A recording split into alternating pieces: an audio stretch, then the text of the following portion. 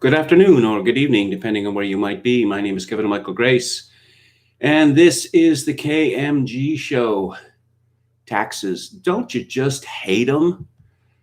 Well, the New York Times bombshell, perhaps their October surprise, a little early, is that supposedly President Trump paid almost nothing in taxes, $750 supposedly in federal taxes in the last year for which they have records. Now, of course, it would be a federal offense for anyone at the IRA or any other government agency to leak this information to the New York Times, but there you go.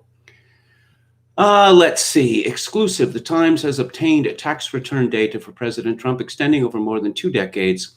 It shows his finances under stress, beset by losses that he aggressively employs to avoid paying taxes and hundreds of millions of dollars in debt coming due.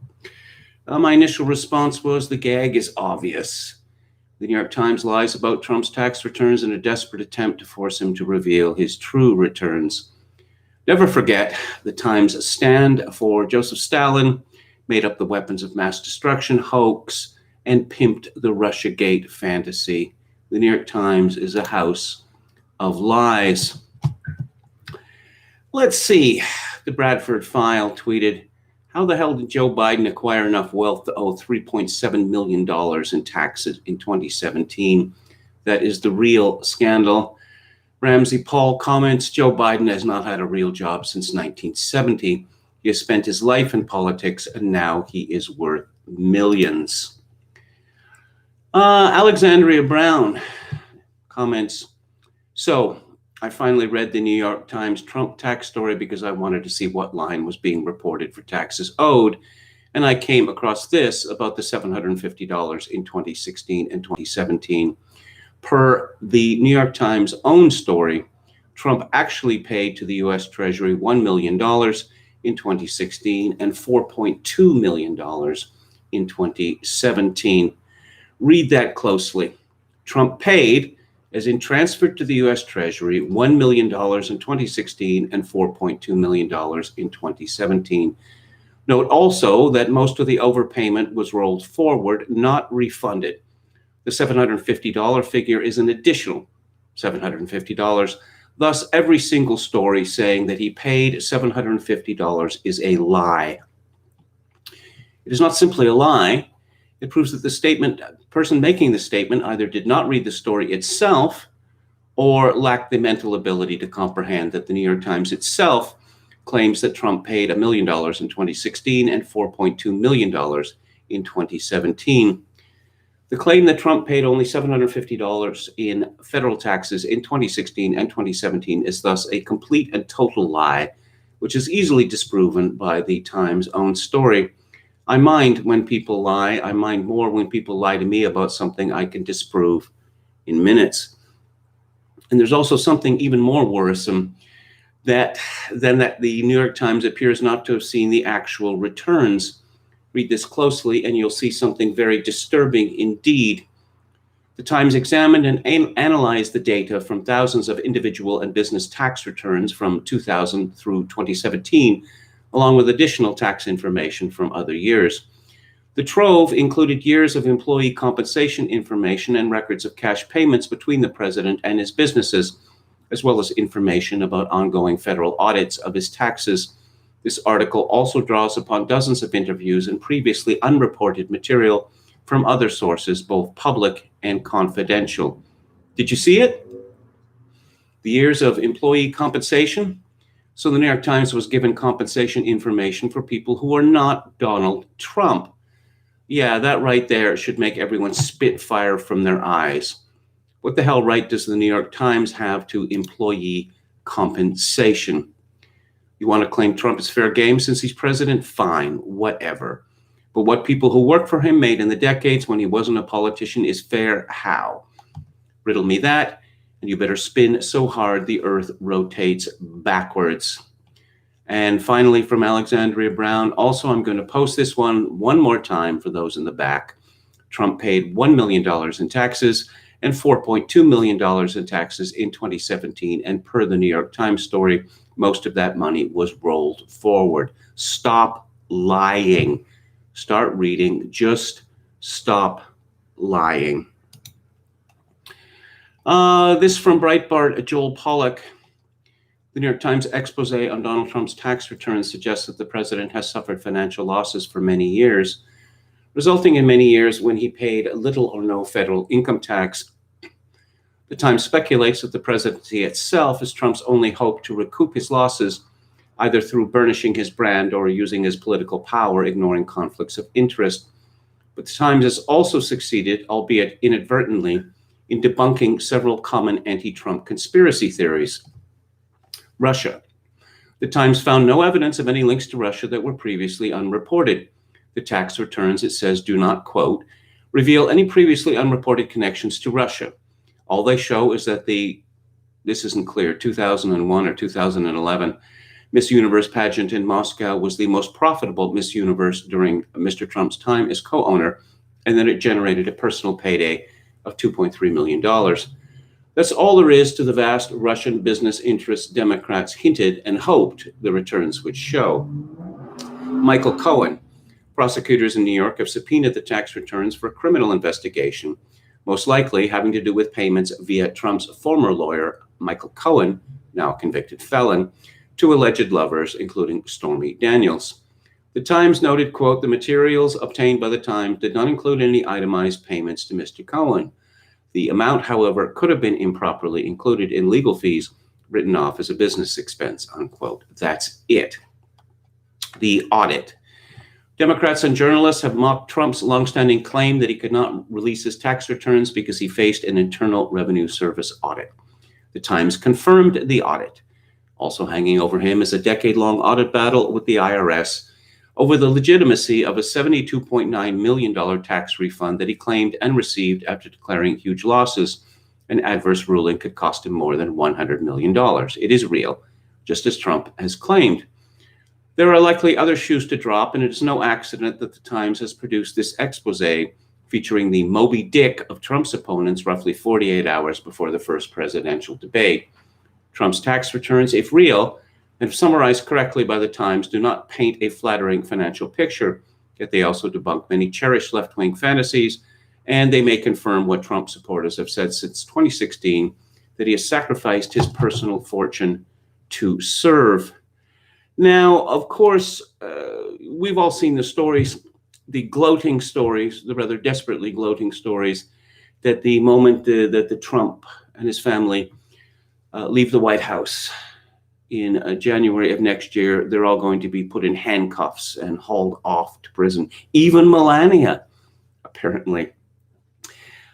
Of course, if the Southern District of New York had found anything in these tax returns that were actionable, they would have acted on them. Instead, they leaked them to the New York Times. The story from Peter Weber in The Week. Trump literally cannot afford to lose the election. It isn't a new idea that President Trump is better at playing a billionaire on TV than earning enough money to be one in real life. But the New York Times got the goods to prove it. 18 years worth of tax documents from 2000 to 2018 and released the first bombshell Sunday night, while promising to publish additional articles about our findings in coming weeks. One eye-catching takeaway from the deep look into Trump's strenuously shielded tax filings is that Trump loses a lot of money, like a lot. He loses millions at his prized foreign and U.S. golf properties, the Trump International Hotel in Washington, D.C., and many of the roughly 500 entities that make up the Trump organization. Yes. The Times also detailed Trump uses those deep red losses to avoid paying federal income tax, at least in the U.S. I don't know. This came up in 2016. And this Peter Weber fellow, I don't know who he is, but he's not very bright. One cannot pay income tax when there is no income. Why is this so difficult for people like Peter Weber to understand? Now, apparently, Trump owes a lot of money. This time around, the Times reported he's personally responsible for loans and other debts totaling $421 million, with most of it coming due within 4 years. Should he win re-election, his lenders could be placed in the unprecedented position of weighing whether to foreclose on the sitting president. Because one owes a lot of money does not mean that one doesn't have money. Again, this is a very difficult concept for Peter Weber to understand. Apple owes a stupendous amount of money, but it is a very rich company nonetheless. The fact is with zero interest rates or the equivalent, it is not particularly onerous to carry the interest burden on owed money. Brian Schatz says one good thing about Joe Biden is that he doesn't owe anyone $421 million. Ted Cruz, Senator Cruz, responded, that's true. The $1 billion that the Chinese Communist government invested in Hunter Biden's fund while Joe was a VP wasn't alone. And let's go to David Frum. David Frum is becoming increasingly hysterical and also increasingly bitter, perhaps because he bet on the wrong horse. David Frum has always been about triangulation, always appearing just a little edgy there on the right. And I guess in 2016, he was faced with a real choice between a bunch of conservatives and a man who actually wanted to change things. And David Frum wasn't having any of that. He made his choice. He is perhaps the most strident of the conservative Inc. Never Trumpers. And he is looking increasingly foolish. Here's a piece in The Atlantic today. Trump just lost control of the game. His tax returns dispel all his pretensions to wealth and sacrifice, and his re-election campaign is running out of time. His tax returns do not dispel all his pretensions to wealth and sacrifice because they don't present the entire picture. And of course, we haven't actually seen those tax returns. Trump voters were more economically pessimistic than other Republicans. They were more racially aggrieved. Oh dear. They identified themselves as people who were mooched upon from below and exploited from above. Trump spoke powerfully to those voters. He told them a story about corrupt elites symbolized first by his Republican rivals, then by Hillary Clinton. He told them that he had gamed the system better than anyone else has. In July 2015, he boasted as a businessman and a very substantial donor to very important people. When you give, they do whatever the hell you want them to do. Now, Trump was offering to put his hard-won knowledge to work for put-upon voters.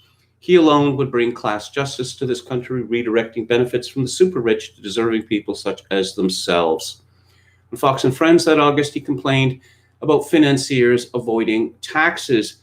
Once again, David Frum doesn't seem to understand that if you have no federal income, you don't pay any taxes. It's really that simple. Too simple, however, for David Frum. I was looking through his Twitter feed today, and it's full of people saying, I paid more federal taxes than Donald Trump. Well, I guess you paid more federal taxes than Donald Trump because you had more income than Donald Trump. Taxes are not levied on wealth in the United States, at least not yet. But Frum and all the rest are pretending that they do. Representative Jim Jordan tweeted, the media promised that President Trump's tax returns would reveal deep ties to Russia. It didn't happen. Know whose finances would reveal deep ties to Russia? Hunter Biden. E for effort, he says. And let's see, he calls him a schmendrick, reaching into the Yiddish dictionary for that. Schmendrick means essentially a nobody. I think that when one is president of the United States, however one comes to occupy that office, one is no longer a nobody. Donald Trump is a man who was laughed at when he announced that he was running for president. All of the pundits thought this was the most hilarious story. There's the famous clip where Ann Coulter said that she thought that Trump was the leading candidate. Oh, and the mockery, the mockery. But poor David Frum. No, I shouldn't say poor David Frum. He's a creep. He's a neocon creep. He believes in dealing out death and destruction to the rest of the world.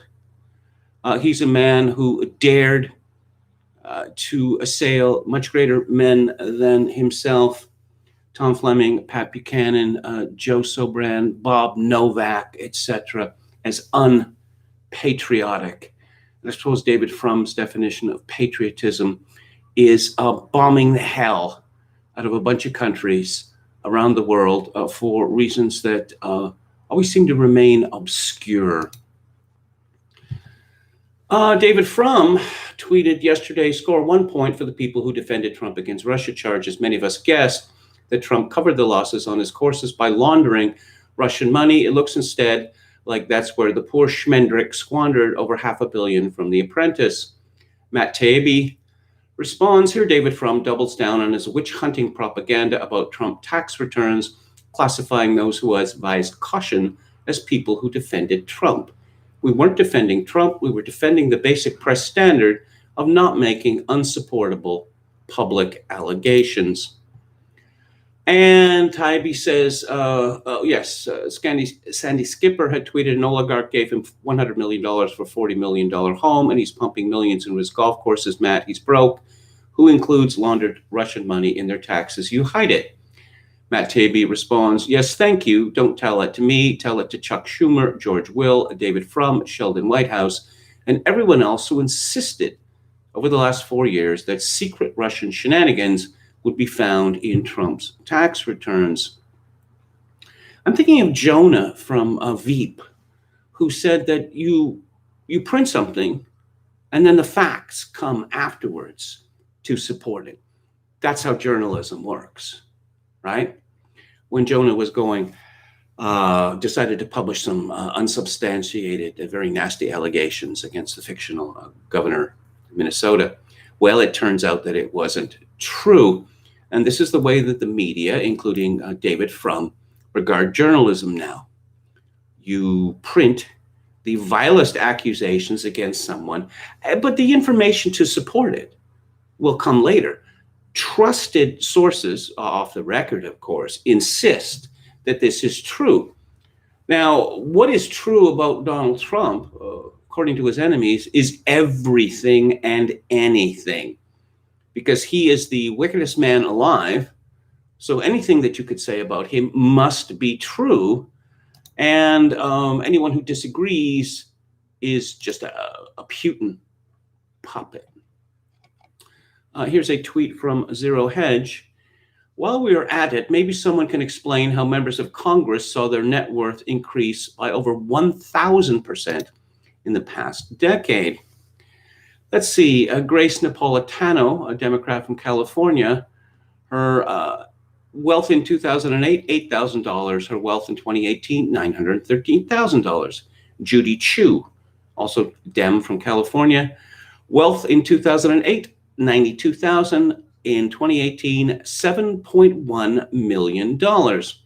Pete Olson, Republican, Texas, went from $85,000 to $5.67 million. Colin Peterson, a Democrat from Minnesota, went from $123,000 to $4.24 million.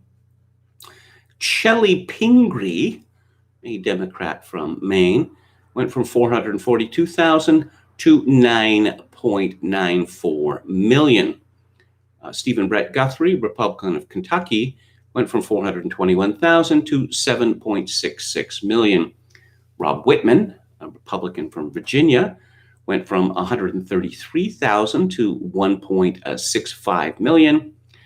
And Bob Bishop, Republican from Utah, this is pretty modest in dollar terms, went from $3,500 to $40,000. How do you make money when you're a politician? without doing something illegal. Politicians are well paid compared to average people, but they're not that well paid.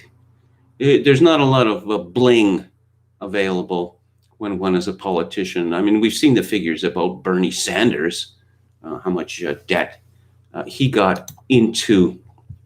Let's go to the chat and see what is happening there. Jonathan Ferguson says, I hate genocidal Bolsheviks more than I hate taxes. Yeah, seems reasonable.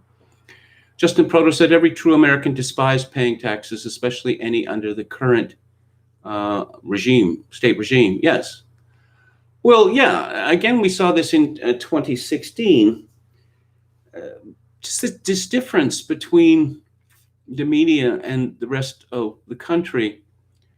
Taxes. Yeah. I remember Bill Bradley, who was a basketball star with the New York Knicks, back in the 70s. And he was thought to be very brainy, Princeton grad, I think. He ran for president. His campaign didn't go very far. He said that he did not look for any tax shelters when he was a basketball star. He just paid what was demanded. And it was funny, the reaction to that was, this guy is an idiot. He's too stupid to become president because, you're supposed to pay, 43% or whatever, and you actually pay it? Really? Also in 2016, Donald Trump has gone bankrupt. Oh, really? You don't know anything about business, do you? Well, you work for the New York Times, the Washington Post. They're not going to go bankrupt. Many businessmen have gone bankrupt. Many businessmen have gone bankrupt several times. Also, Trump being loaned money from his father. How do you think that people start businesses? This isn't the days of Andrew Carnegie, where people build empires from the nickels and dimes that they've kept in a jar. No, people start businesses typically with loans from a bank, say, or if you're lucky enough, from your parents. Again, these people's divorcement from the real world, it's really rather shocking. Metal Mike says Trump had repeatedly said that he tries to pay as little tax as legally possible and that he is being audited. These are not revelations, nothing burger.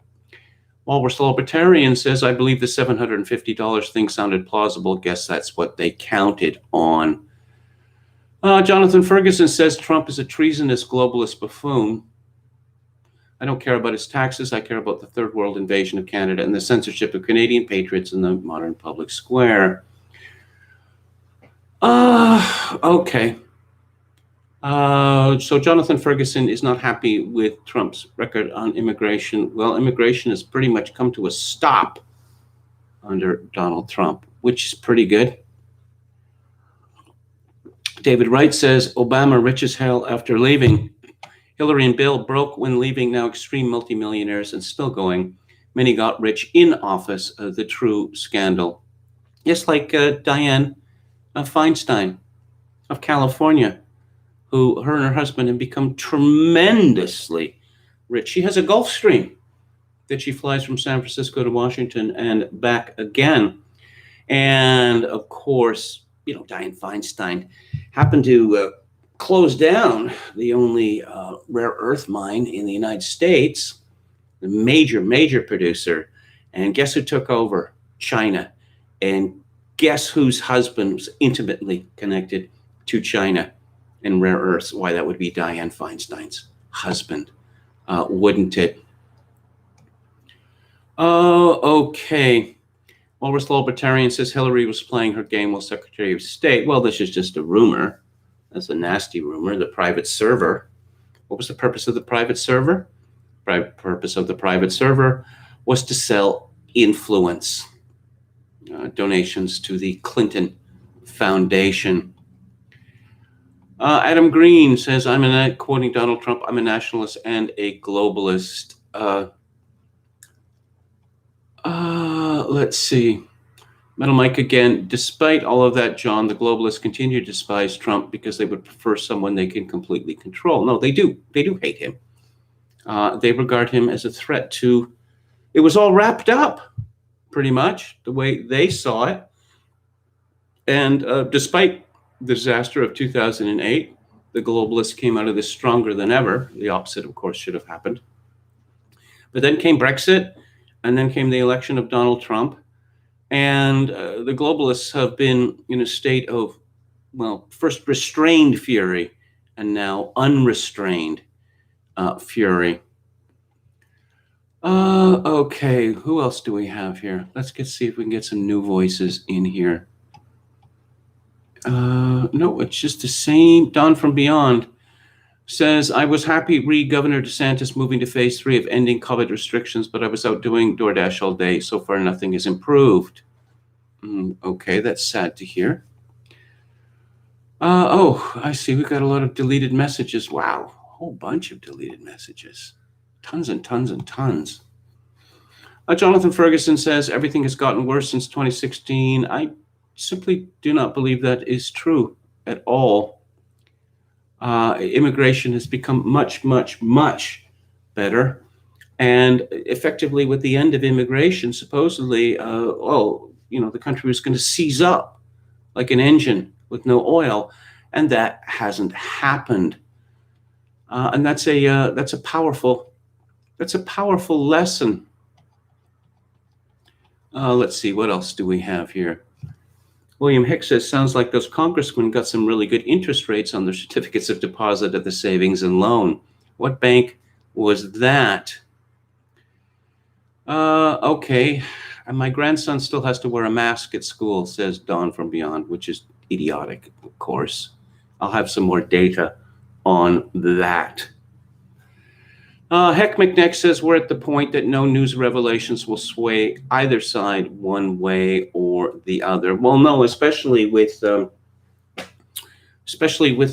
of these people voting by mail. I'll have more on that in a minute as well.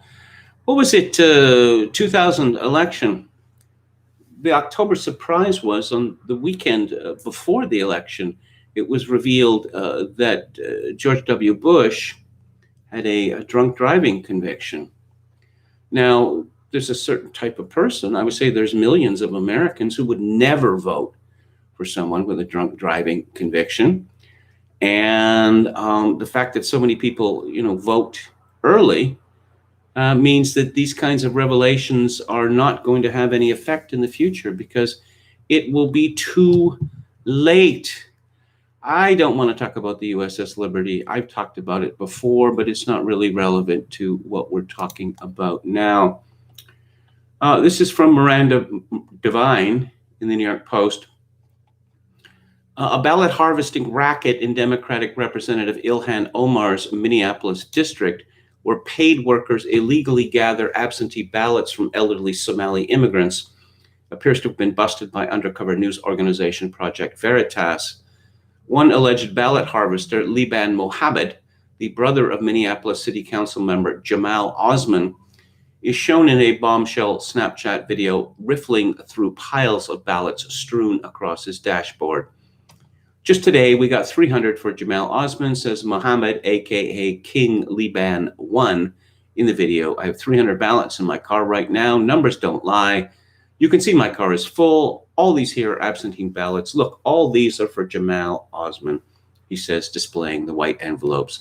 Money is the king in this world, and a campaign is driven by money. The video, posted July 1st, was obtained by Project Veritas and included in a 17-minute video expose released Sunday night. Under Minnesota law, no individual can be the designated agent for more than 3 absentee voters. Why 3? Why not 2? Why not 1? Why not 0? People who need help in order to fill out their ballot, they're not really voting, are they? The allegations come 5 weeks before a presidential election plagued with predictions of voter fraud. Both Trump and Attorney General Bill Barr have warned that the increased use of mail-in ballots due to COVID-19 concerns about in-person voting. No, that's not what it's about. Is vulnerable to fraud, especially when unsolicited ballots are mailed to all voters in certain states. Project Veritas's investigation in Minneapolis will pour gasoline on the fire only 48 hours before Trump debates Joe Biden in the first presidential debate Tuesday, addressing topics including election security. Our investigation into this ballot harvesting ring demonstrates clearly how these unscrupulous operators exploit the elderly and immigrant communities, said James O'Keefe, founder and CEO of Project Veritas. Look, mail-in ballots. Where's the chain of custody there? Where's the chain of custody? With voting in person, the chain of custody is pretty simple. That you fill out a paper ballot where you punch holes in a ballot using some sort of device, and the ballots are there, and they're put into boxes to be counted. With voting machines, it's a little trickier. I don't believe in voting machines. Obviously, they can be hacked.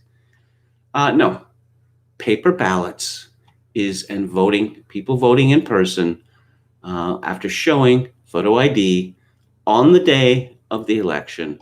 If you're not going to go that way, you are openly inviting fraud. Okay, so Joe Biden, he just can't help himself. He's the great friend of the Negro now. And so I guess I don't know. We heard about corn pop. Maybe we're going to see some transracialism from Joe Biden. Again, from the New York Post by Lee Brown. Delaware State University has denied that Joe Biden has ever been a student there after the presidential candidate's claim that he got started at the historically black college. The 77-year-old Democrat made his claim while praising historically black colleges and universities, HBCUs, during a town hall event last October before the South Carolina Democratic primary video shows. I got started out of an HBCU, Delaware State, he told pupils at Wilson High School in Florence, which was founded in 1866 by the Freedmen's Bureau for Black Children Seeking an Education. Now, I don't want to hear anything negative about Delaware State. They're my folks, he told the pupils, to chuckles. Yeah, he didn't say, they're my folks, you bastards, or you lazy bastards. That's how he addressed serving soldiers, in Afghanistan a few years ago. He said other insulting things as well. However, the politician's claim came back to haunt him when the university said he had only been a commencement speaker there decades after his start in politics. Vice President Biden did not attend DSU, the college's director of news service, Carlos Holmes, told the Washington Times. Instead, he was only a commencement keynote speaker in 2003 and 2016, a far cry from the start of the political career for Biden, who was a senator for Delaware starting in 1973. He was awarded an honorary doctoral degree, but he was never a student, Holmes stressed. Let's see. Biden started at the University of Delaware and graduated in 1965 with a double major in political science and history. He went on to study at Syracuse University College of Law, where he failed a class after being accused of plagiarism. His career has since then been dogged by accusations of misleading voters, including others, about his education. Yes, he has lied repeatedly about his education, which is a stupid thing to do because this information is easily accessible, whether you got scholarships or not, where you graduated in the class. That's easily discoverable. Joe Biden. Yes, he's the very, very staunch Roman Catholic, is he not? That's what I keep hearing. Despite the fact that, while vice president, he married two men in the White House, and his support for abortion. Let's see, this is from the National Pulse. Democratic presidential candidate Joe Biden's personal foundation launched a pro-alphabet people campaign which promoted the stories of an 18-month-old gender nonconforming child and other transgender kids. Once again, urge to kill rising. The 2018 initiative, called the As You Are campaign, centered on a map tracking alphabet people acceptance stories across the country. It was spearheaded by Biden's eponymous foundation, which has been described as, quote, furthering the work the Bidens did over 8 years in the Obama administration and cementing the former vice president's more than 4-decade legacy in public life, unquote. Of the nearly 500 individuals highlighted, many were children under the age of 18, with one account even chronicling a gender nonconforming 18-month-old. One mother submitted her story to the Biden Foundation about her 6-year-old transgender child and saw it promoted by the group, despite declaring her daughter gender conforming since a very early age. Quote, "My youngest child is 6 and has been gender nonconforming since being able to articulate," other people would say speak, "at 18 months old. My child was born biologically male and indicated that he was a boy who liked all girl things." 18 months old. What do 18-month-old babies want? Food? Shiny objects? Poking at things? Let's see. This past year, she has socially transitioned and now prefers the pronouns she, her, and will be starting first grade soon as her authentic self. Another individual story hyped by the Biden Foundation, which was staffed by a host of former Biden aides, was a parent discussing their 7-year-old gender nonconforming boy who loves to watch drag race shows. Quote, "My youngest child is a fabulous gender nonconforming boy who loves ballet and the RuPaul Drag Race show. At 7, he is a powerful advocate for himself and other children just like him," unquote. What is it with all of these mothers who are determined to destroy the lives of their male children? I mean, what leads them to this? Is it a search for attention, or is it something more wicked than that? Another story the Biden Foundation featured was an individual declared herself a parent of a 9-year-old transgender son, chronicling her regret over not letting her child transition earlier. "But when my son was age 4 and began expressing that he felt like a boy," okay, pronoun trouble, "I did struggle. I allowed him to express himself with his preferred clothing choices and even a haircut, but I misstepped on allowing him to socially transition at a young age because I wanted an easy path for him. So I mistakenly stifled him, dismissed him. No, I think it was actually the other way around." I'm not going to read anything more from this disgusting story. All of these people deserve hellfire. But again, you can find it at the National Pulse, which is edited by Raheem Kassam. Oh, and more Joe Biden news. This is from Business Insider. Donald Trump is like the Nazi propagandist Joseph Goebbels, Joe Biden has said, as he accused the president of deliberately spreading lies about him on the campaign trail. The Democratic presidential nominee told MSNBC's Stephanie Ruhle that the president was sort of like Goebbels, referring to Hitler's propaganda machine's mastermind. Quote, "You say the lie long enough, keep repeating it, it becomes common knowledge," unquote, explained in reference to Trump's attempts to paint him as a socialist. The former vice president said that Trump was attempting to distract voters from his failings, adding that the president himself had similarities with Fidel Castro. Okay. Trump is clearing protests in front of our White House that are peaceful, with the military. This guy is more Castro than Churchill. The Republican Jewish coalition called on Biden to retract his egregious comments and apologize. Quote, "The rule in debate is that if your only argument is to call your opponent a Nazi, you have no argument at all. Instead of engaging in a debate on policy, Joe Biden has descended to name-calling and Holocaust references.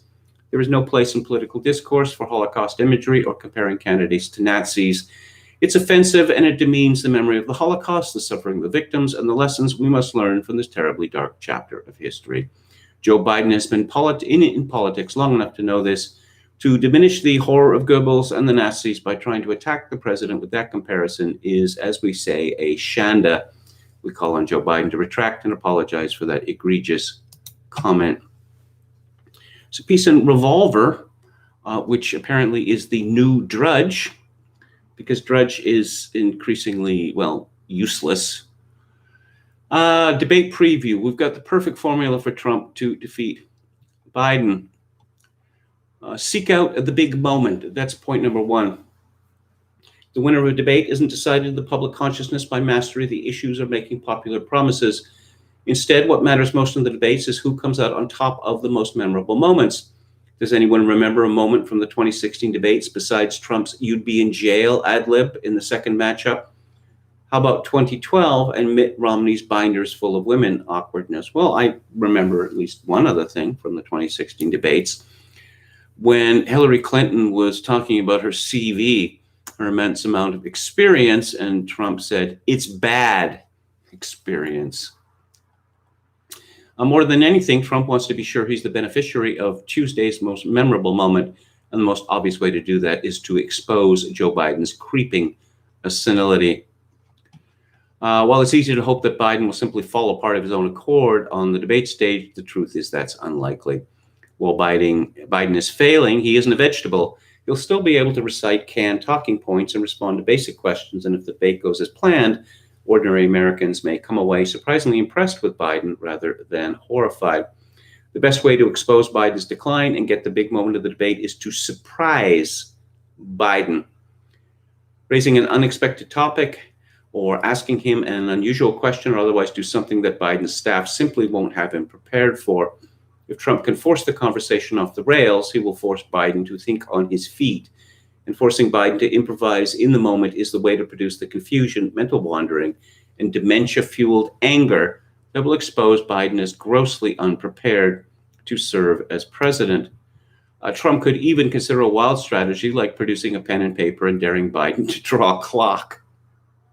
Seriously, drawing a clock set to a specific time is a standard screener for dementia, one that people can intuitively grasp and which takes very little time.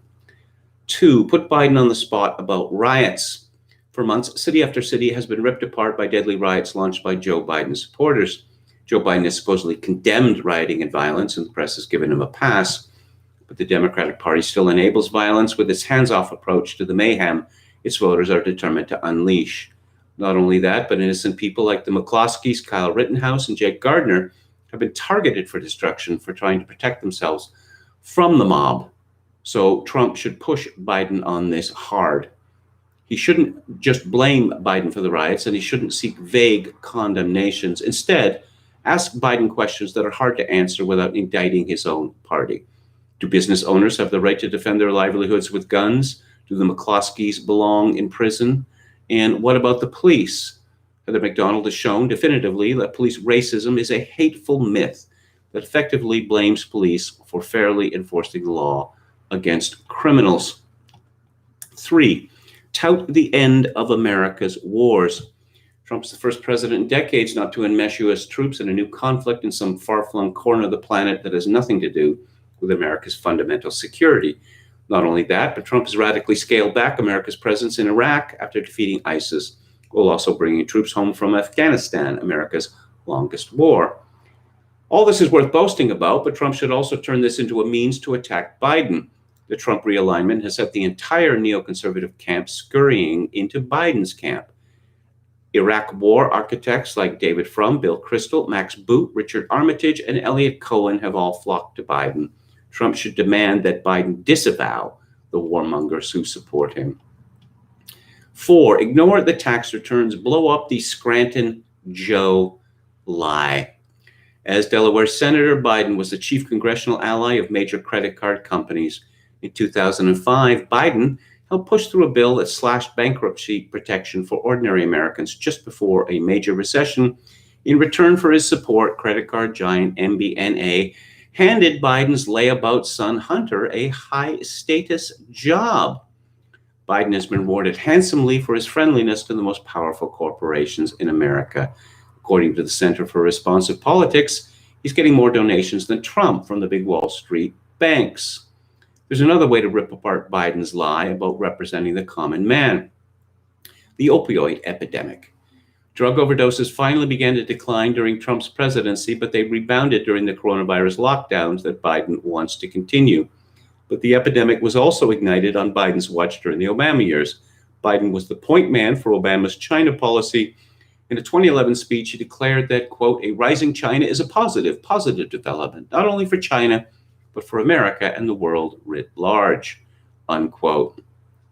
The Obama administration's passive, accommodating posture towards China led to, among other things, an explosion in fentanyl and other opioids imported from China. Now those drugs are killing tens of thousands of people every year.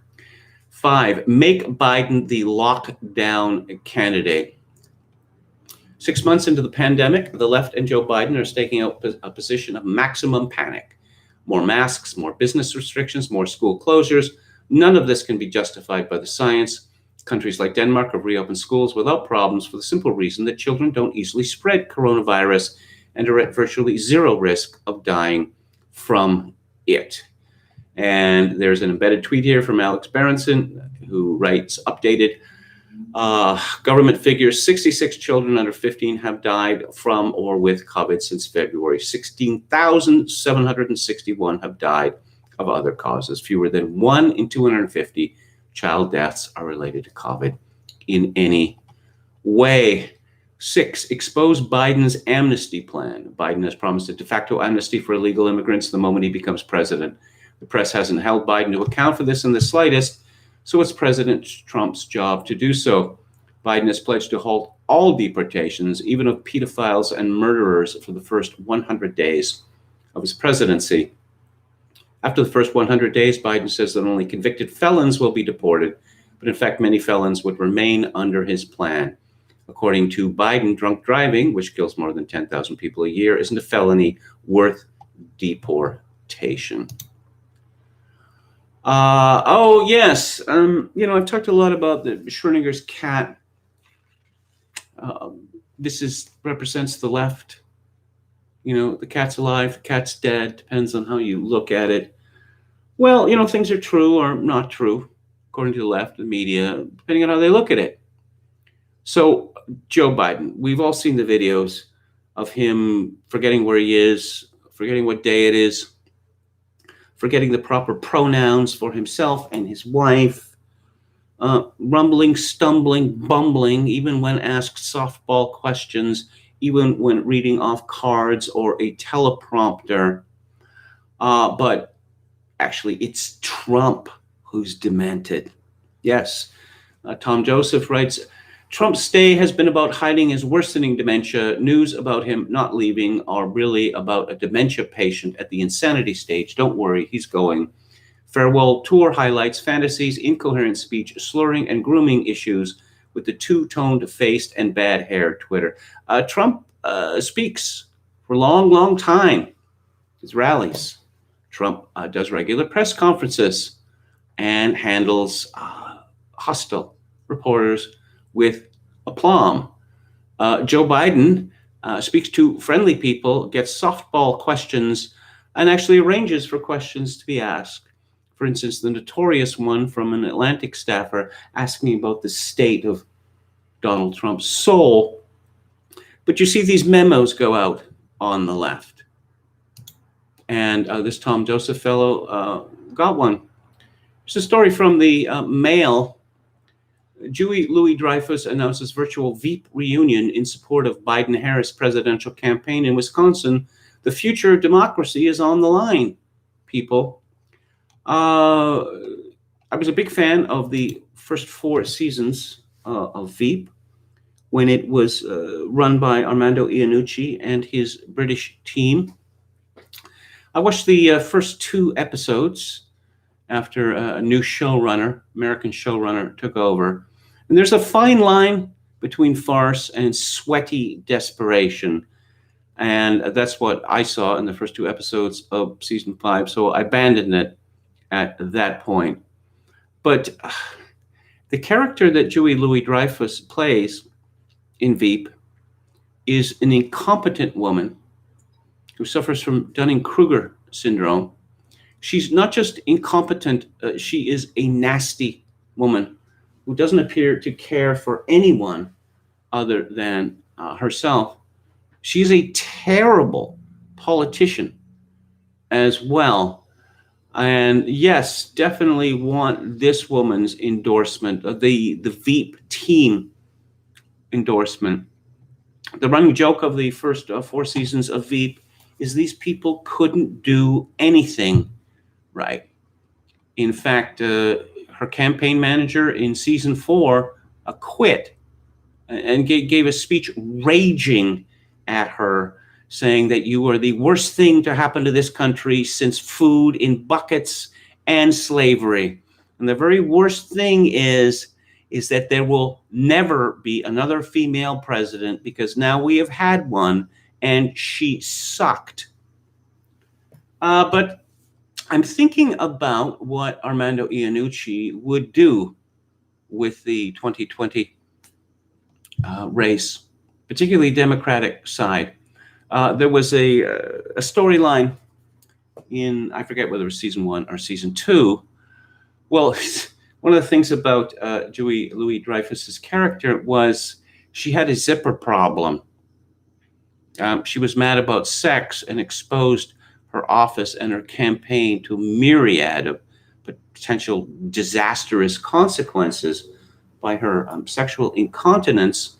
So in one of these episodes, she sends out her body man to buy a whole bunch of pregnancy tests. And unfortunately, this fellow is wearing his vice presidential accreditation around his neck at the drugstore, and the story gets out in a hurry. So you could redo this for Joe Biden.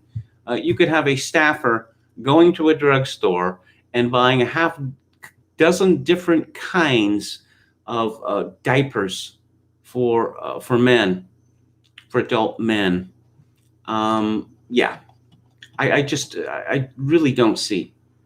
I really don't see the point of this at all. I can't imagine its efficacy in political terms. Hang on. Let's take a look at Jim Kunstler today. Yeah, we're not going to get the present. We're not going to get the indictments before the election. But here's an interesting prediction from Josiah Neely. If you are a pundit who is to the right of the bulwark, that is Bill Kristol's Never Trump newsletter, you should probably be making contingency plans for what to do when your Twitter account gets suspended on election night. Keep that in mind, friends. Let's see. Kunstler writes this morning, just as Reagan, the possessed teenager in the horror movie classic The Exorcist, vomited streams of green sludge at Father Marin in the final hours of Her Extremis, so in the final weeks of election 2020, the possessed U.S. news media will be boofing bombshells against this loathed and detested adversary, the president who attempted to exorcise the demons of the deep state out of the federal government. Thus, Democratic Party legal imp, Manhattan DA Cyrus Vance Jr., or someone on his staff, leaked illegally years of Trump's tax information in the New York Times as a counterweight to last week's Senate report on the international grifting exploits of Joe Biden and family. The difference is that Trump's doings represent compliance with the U.S. tax codes, while the Biden activities represent payoffs from shady figures in foreign lands for services rendered. The Times and its DNC patrons are calculating that the public will not understand the difference. It's whispered that the Times was hoping to unload the tax story much later in the campaign, but needed desperately to provide some ammunition for Biden's turn in the debating ring with the president on Tuesday night, when both these matters are sure to come up for review. That is, if Biden dares to show up. Those of you with a taste for history may recall the final hours of another Democratic eminence of yore, William Jennings Bryan, when he was vivisected on the witness stand by Clarence Darrow at the Scopes trial in Dayton, Tennessee, 1925. 5 days later, Bryan dropped dead, and his reputation as a humiliated old fool is much better remembered than his moment of glory in 1893 as a 36-year-old nominee for president, youngest ever. If Biden does show up at Tuesday debate, it will be under at least one severe disadvantage. The contest happens at night. Through the preceding weeks, Biden's handlers have put a lid, that's the expression they use, put a lid on his campaign activities at 10 o'clock in the morning more days than not, and sometimes at 8:30 a.m. before the press pool has even digested its oat milk honey lattes. A lid means the candidate makes no appearances nor is available to the media that day. You have to wonder whether old white Joe can even function after sundown. Senile dementia typically presents more vividly in the evening. The Biden team may seek to counter that with doses of Adderall and amphetamine. The side effects are interesting, quote, mental mood changes, such as agitation, aggression, mood swings, abnormal thoughts, uncontrolled movements, continuous chewing, teeth grinding, outbursts of words, sounds, prolonged erections in males, unquote. Watch for these. Also watch to see whether Biden steps on stage wearing his trademark black mask. Trump, of course, will not mask himself. The optic will be twofold. Biden has something to hide, and Biden is a weakling for playing up COVID hysteria. Then wait to see if he pulls the mask down under his chin as though he were acting the role of Abe Lincoln in a middle school history pageant. That will be a visual to remember. Also wait for Biden to deliver a self-knockout punch to himself when he attacks the president's Supreme Court nominee, Amy Coney Barrett, for being a Catholic. There was an uproar of consternation across the red regions of the land on Sunday when Maria Bartiromo announced that U.S. Attorney John Durham is unlikely to report any actions, i.e. indictments, before Election Day. Well, we had been informed that it was either before Labor Day or nothing. The reasoning is that any indictments handed down after Labor Day would be seen as attempts to interfere in the election. And so when nothing showed up by Election Day, I thought, well, that's it for this year. There is a very good analysis at the news site redstate.com. It boils down to this. Durham and his fellow U.S. attorney on the case, Jeff Jensen, received testimony only 10 days ago from an FBI agent named William Barnett, which alleges in detail how DOJ rogue attorney Andrew Weissman ran Robert Mueller's special counsel investigation as a checking function on the president. Weissman states this explicitly in his forthcoming book. There is no constitutional basis for the so-called checking function. Rather, it suggests gross illegality. Days after Barr was sworn in as Attorney General, the Mueller office was shut down. Barr apparently became aware of his old colleague, Robert Mueller's pronounced cognitive decline, and was indignant over the hijacking of his special counsel mission by Democratic Party activists on staff.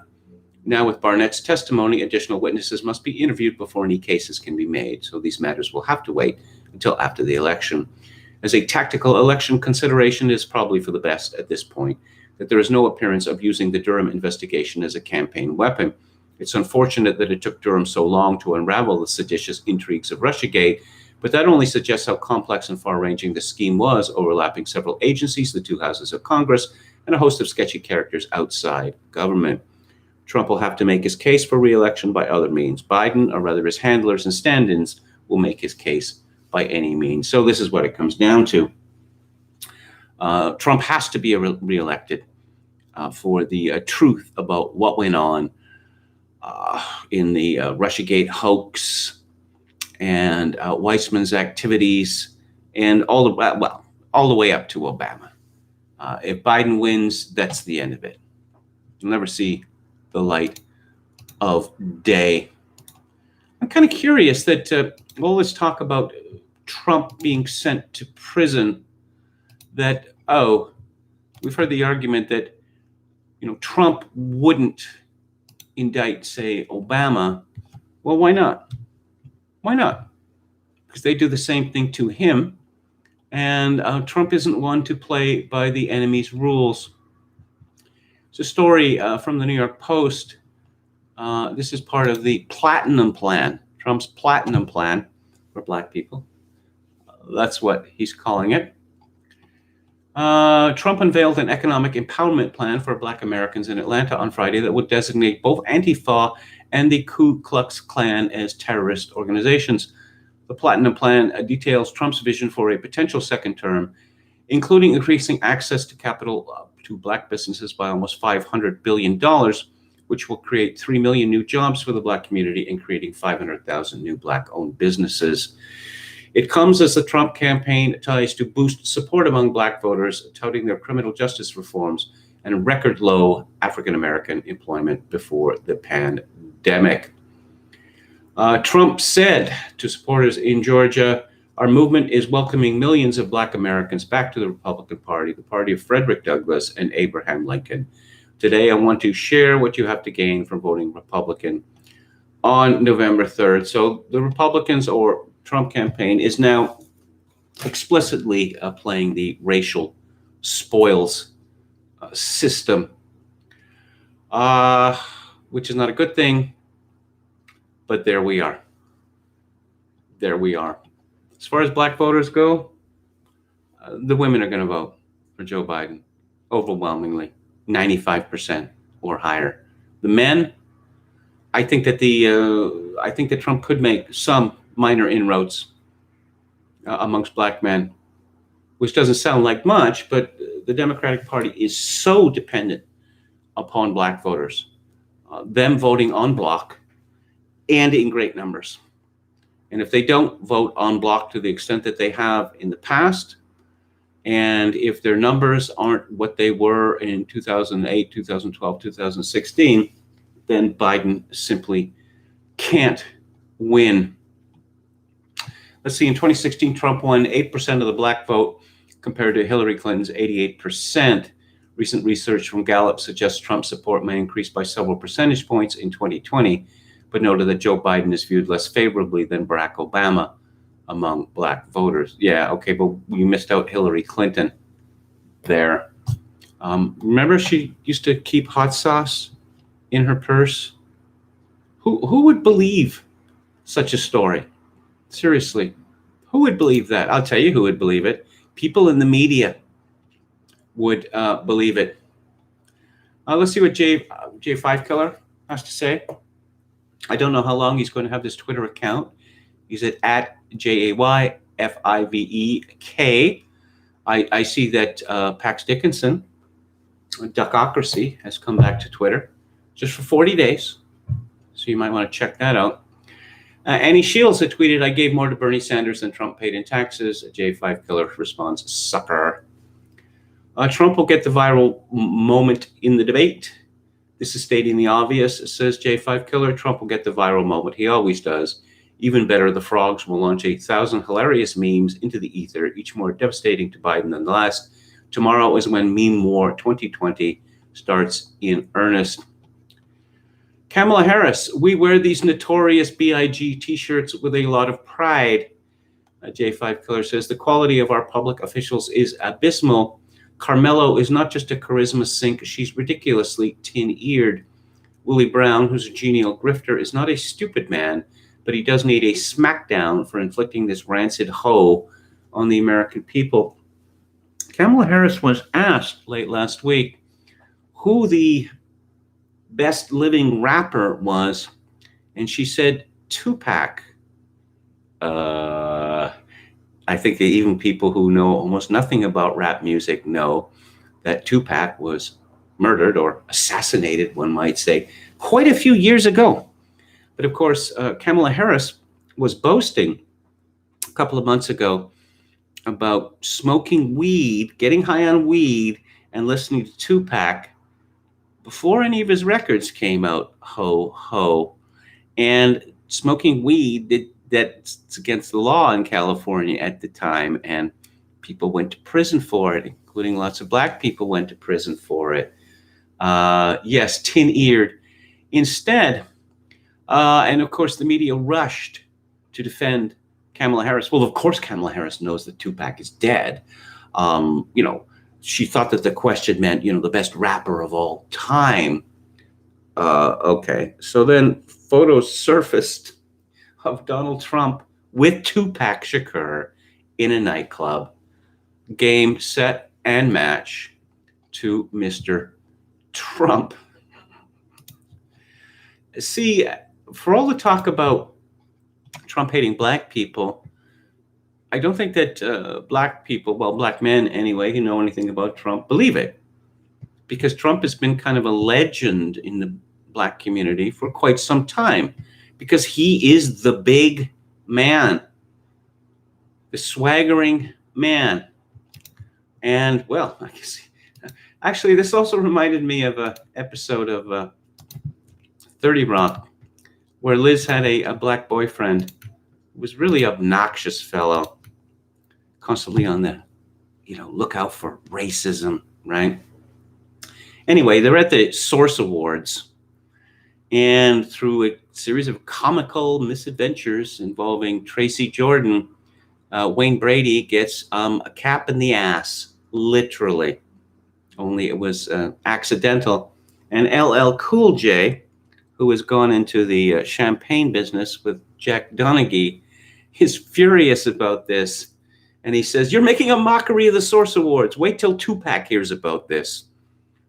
And then we get this silence, this sort of anxious silence from LL Cool J and sort of agonized silence from Jack Donaghy. And he says, "I didn't hear anything." And LL Cool J says, "Good." Josh Marshall, boy, this guy, maybe he's going crazier and more hysterical, faster than David Frum. Oh, yeah, before I get into that, I guess I want to talk about the notorious Amy Barrett Comey. So the Republicans are offering, here's a tweet from the Senate Majority, limited editions, show your support for President Trump's Supreme Court nominee, Judge Amy Coney Barrett, with your very own notorious ACB t-shirt. Claim yours here. Gavin Newsom, who is the governor of California, and who, yes, the art says, wear a mask, and he's wearing a mask in his picture. Why? Why is he wearing a mask in his picture? Presumably he's not in a crowd. There's no need for him to wear a mask. This is eerie. This is absolutely eerie. Anyway, he responded to this t-shirt with, "This makes me sick to my stomach." To which I responded, "Do not vomit into your mask, as that would risk asphyxiation." Josh Marshall, yes. "I will be strongly considering which country to seek asylum from in 8 weeks." I think he got that kind of backwards. Seek asylum from? No, you're seeking asylum from the United States, presumably. To which I responded, "Will this be before or after you hold your breath until your face turns blue?"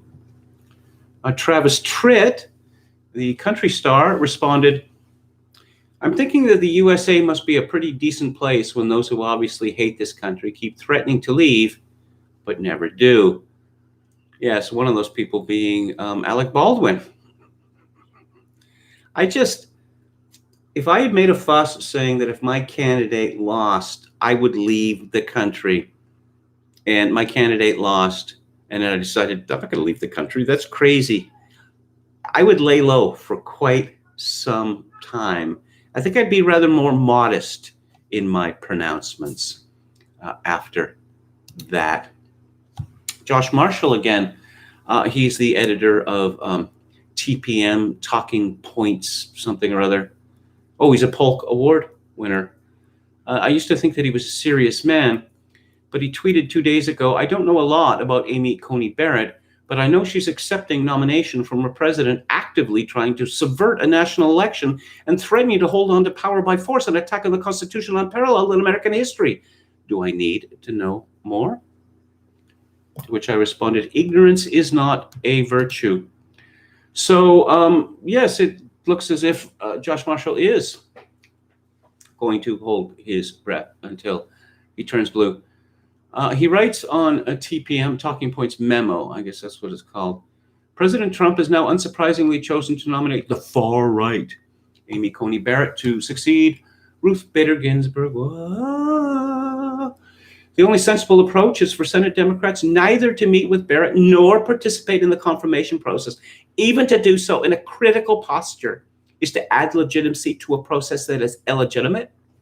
As bad as she may be as a judge, or for the future of equal justice in the United States, she can never be as bad as the corruption of the process itself.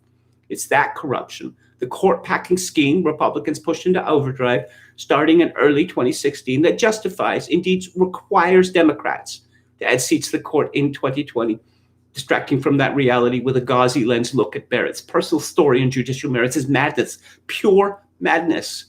Well, let's have a look at this. Excuse me, the court packing scheme Republicans pushed into overdrive. You mean seats became empty and they were filled by the Senate, which is a majority of Republicans. That's what they mean by court packing. By the way, there was something like over 400 empty seats, court seats, when Obama left office, because the idea was that Hillary was going to get to award them. Good one, Obama. Good one. Didn't work out all that well, did it? But what are we learning about these people? That they are not as bright as they think they are. Nowhere near as bright as they think they are. So let's have another look at the chat here. For someone that has a PhD, I find it irritating when mediocre people are awarded honorary doctorates, says Rustin Shackelford. Yeah, I suppose there's certain people who, I mean, you don't have to accept an honorary doctorate because there's all sorts of schools that offer them, but big shots think, nah, come on. Yeah, Ivy League school or nothing. Biden's brain is a bowl of oatmeal at this point, says Josh Randall forgives. Okay, all right. I have a gaming keyboard, says Josh Randall, and the I is double clicking and my N is missing. The N is missing. Oh, okay. Well, I guess you'll have to replace it. I have found, when I get the problem with double clicking or not clicking, that on many of the keyboards you can pry off the top and you can clean underneath, because over time these keyboards, they just attract an enormous amount of dirt and gook. And if you can pry the tops off, you get an old toothbrush, like a discarded toothbrush, and use that. It's worked for me. Okay. Uncle Touchy Bide is done, bros. Everyone is struggling to be the biggest friend to black, says Walrus Libertarian. Well, this is politics in 2020. One could hardly go in the other direction. Tricky Woo says Feinstein had a Chinese chauffeur / handler / spy living with her for years. Yeah. How about that? Chad Chadson, our valiant moderator, says, yes, a timeout automatically deletes all comments. Keep it classy, guys. Yes. As I like to say, this is my good taste live stream. Wow, you mean it's the mom pushing it? Says John S. Never would have guessed. This is just so sickening to me. Oh, wouldn't it be so cute if my boy turned into a girl? And now we have the science to demonstrate that apparently at 18 months of age, that babies are expressing a preference. Chogokin666 says trans toddlers are like vegan cats. You know who's making the decisions. Yes, a great joke from Futurama, the debate about vegetarianism. And Leela says, animals eat meat. And this hippie fellow, he's sort of the apotheosis of the annoying hippie. He says, not all of them. We trained a lion to eat tofu. And you just see this sickly, attenuated beast, which makes this noise. Very funny. John S. Seems like a trans toddler mothers are suffering from a distinct lack of physical correction. Dr. Maya Angelou, Esquire. Half Galician asks Jonathan Pohl, were you a fan of Stephen Cohen's work? He just died. I was certainly a fan of his work. Justin Proto says a truly sad detail of this current age of society is not let children be innocent, let alone remain innocent. No, and it's seemingly getting worse before it gets better. Jonathan Pohl responded, no, I was pretty neutral towards Cohen. I don't think Bukharin had a chance. He made Trotsky look street smart. Yeah, Bukharin made a lot of people look smart. Josh Randall says, I heard Biden has had 3 strokes. I have not heard that about him, although it was fairly obvious that Hillary Clinton had a stroke about a year before she ran for president. Heck McNeck says, my daughter told me she feels Republicans' embrace of the Whig view of history exposes their blatant abdication of responsibility concerning cultural issues. She's rather precocious for 6 years old. Yes, remember when Jimmy Carter had these discussions with his daughter Amy? When she was 6 or 8, and Stephen Harper, the Prime Minister of Canada, reported breathlessly that his 5-year-old son, Ben, had asked him, but what happens if Saddam Hussein wins? And first I thought, I don't really think that this conversation happened. And second, Saddam Hussein is not going to win, okay? And 3, why are you telling us what a 5-year-old thinks about foreign policy? See, he said this, Harper said this, in an attempt to shame Canada into taking part in the disastrous invasion of Iraq. Josh Randall, again, I saw a meme earlier that said if you gave Biden a penny for his thoughts, he'd owe you change. Yes, the old jokes are the best jokes. Metal Mike says, do you really think this debate will happen tomorrow? Well, I kind of think it has to at this point, Like I've heard the rumor going around that Biden does one debate, then he announces that he won't do the next 2 because just the lies of Trump and Trump's behavior, et cetera, it demeans the institution, and he can't take part in this farce any longer. Overreacting is Biden's plan A, says Brandon Smith. He really does look like he acts so often like a man who wants to pop people in the mouth. Now, it's true about Alzheimer's. You see this in men, that they become very quick to violence, to verbal violence, or sometimes threatening, physical violence. Chad Chadson, Obama said the American dream is Donald Trump. William Hicks, was she down on Tupac Street in Tupac City drinking a mocha latte and smoking a doobie at the Tupac Cafe when she said that? The notorious Crazy Eyes Killer, says Ann Run.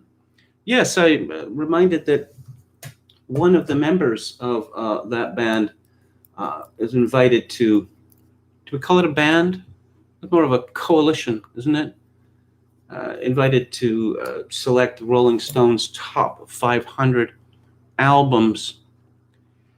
Isaiah Selassie, the angelic a cappella, is back. Okay. Oh, yes, I guess so, yes. Tom Anderson says, KMG, do you think anything big will happen during tomorrow's debate? Well, I told you my fear / hope that I guess Chris Wallace is moderating it. So no, but it could still work with a male moderator. That Biden starts calling Chris Wallace daddy, and then he confuses one of the podiums for a urinal and takes advantage of that. Use contact cleaner or isopropyl, says David Wright. Okay. No, look, the 3 debates in 2016, I tried to be as objective as possible, and I think I'm capable of that. It seemed to me that Trump won all 3, but the media response was, oh, no, it was like 80%. It was like 80-20 for Hillary. And, they're not going to tell you. They're not going to tell you what happened. I'm no fan of Mitt Romney, but of course his binder's full of women I suppose it was an awkward way of putting it. Oh, yes, they're just names in a binder to Mitt Romney. What? No, he was trying to, you know, he was trying to explain how eager he was to get women into positions of responsibility. Tom Anderson Biden obviously has the questions ahead of time, and he'll be shot up with some drug cocktail to keep him lucid, and the media will say he won regardless. I keep hearing that Biden's going to have the questions ahead of time. Yeah, I suppose he could. And the drug cocktail thing it's dangerous for the reason that Biden is obviously on all kinds of drugs, all kinds of drugs. And when you're on all kinds of drugs, the possibility of an adverse reaction or even an overdose is very high. Tupac was a drama kid turned rapist, says Walrus Libertarian. I'm familiar with the legal case that sent him to prison, and it was absolutely absurd. Tupac had consensual sex with a woman, by her account, and then later, sometime afterwards, he grabbed her behind, and this was the sexual assault that sent him to prison. I'm not making it up. David Wright says, I've always said, quoting the Z-Man, I've always said that in a better world, Biden would have spent his life selling Cadillacs in Boca or real estate in Arizona. It reminds me what Bob Tyrrell once said about Ted Kennedy, that in a happier world, Ted Kennedy would have owned a corner tavern, one that played Happy Birthday a lot. Trump should ask him about his hair sniffing fetish, says Chogokin 666. Again, bring up Corn Pop and getting arrested with Mandela. Yes, thank you for reminding me of that. Does Joe Biden actually think that happened? Or did he imagine that there was no way that this could be checked?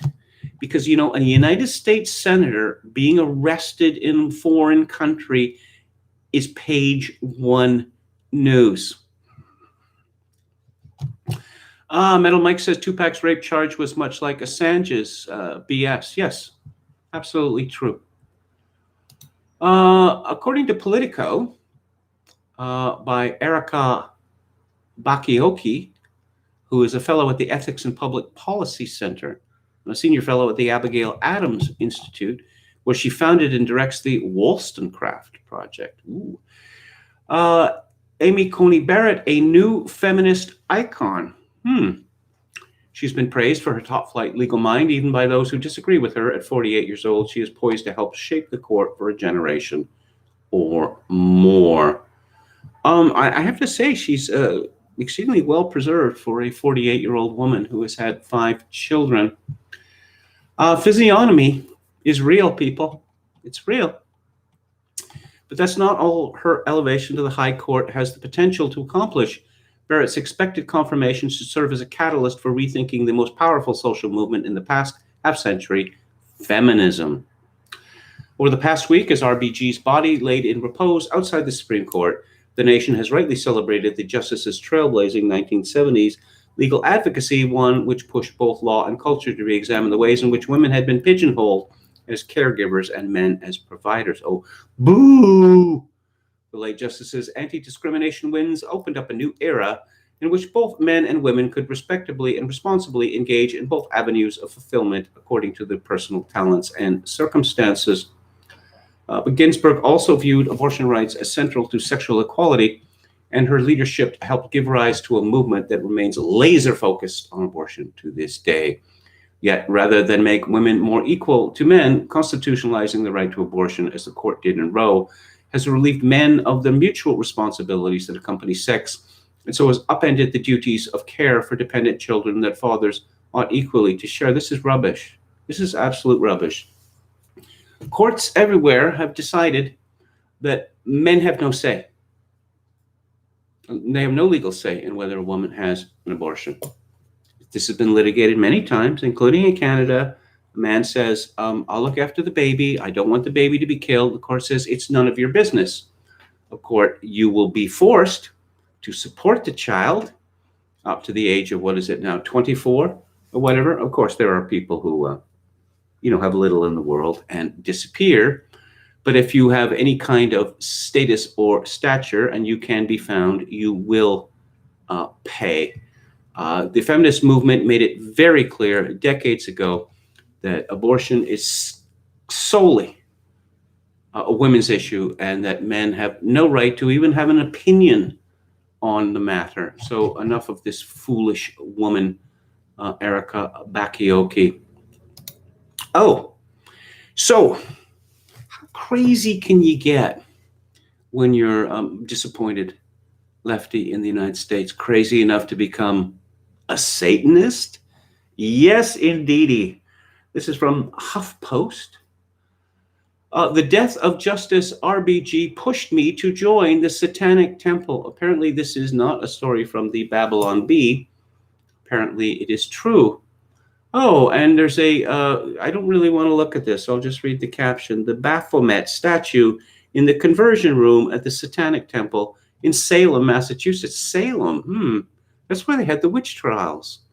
But Arthur Miller told us that this was all nonsense because there's no such thing as witches. So how come there's all these women now who call themselves witches and they seem to be sincere? Could Arthur Miller have been wrong? Jamie Smith, which is almost certainly not her real name, writes, I am a 40-something attorney and mother who lives in a quiet neighborhood with a yard and a garage full of scooters and soccer balls. I often walk with my children to get ice cream and spend weekends hiking through a national park. I am not the type of person who would normally consider becoming a Satanist, but these are not normal times. Like so many other women in the United States, when I learned of Justice RBG's passing, my first reaction was not grief, but fear. A fear that American citizens are inching closer to living in a theocracy or dictatorship, and that checks meant to prevent this from happening are close to eroding beyond repair.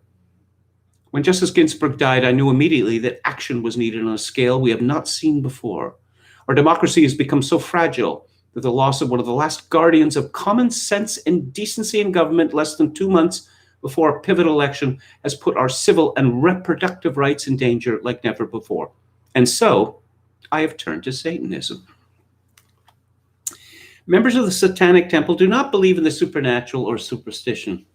Yeah, okay. In the same way that some Unitarians and some Jews do not believe in God. Wow, how did that get past the editor?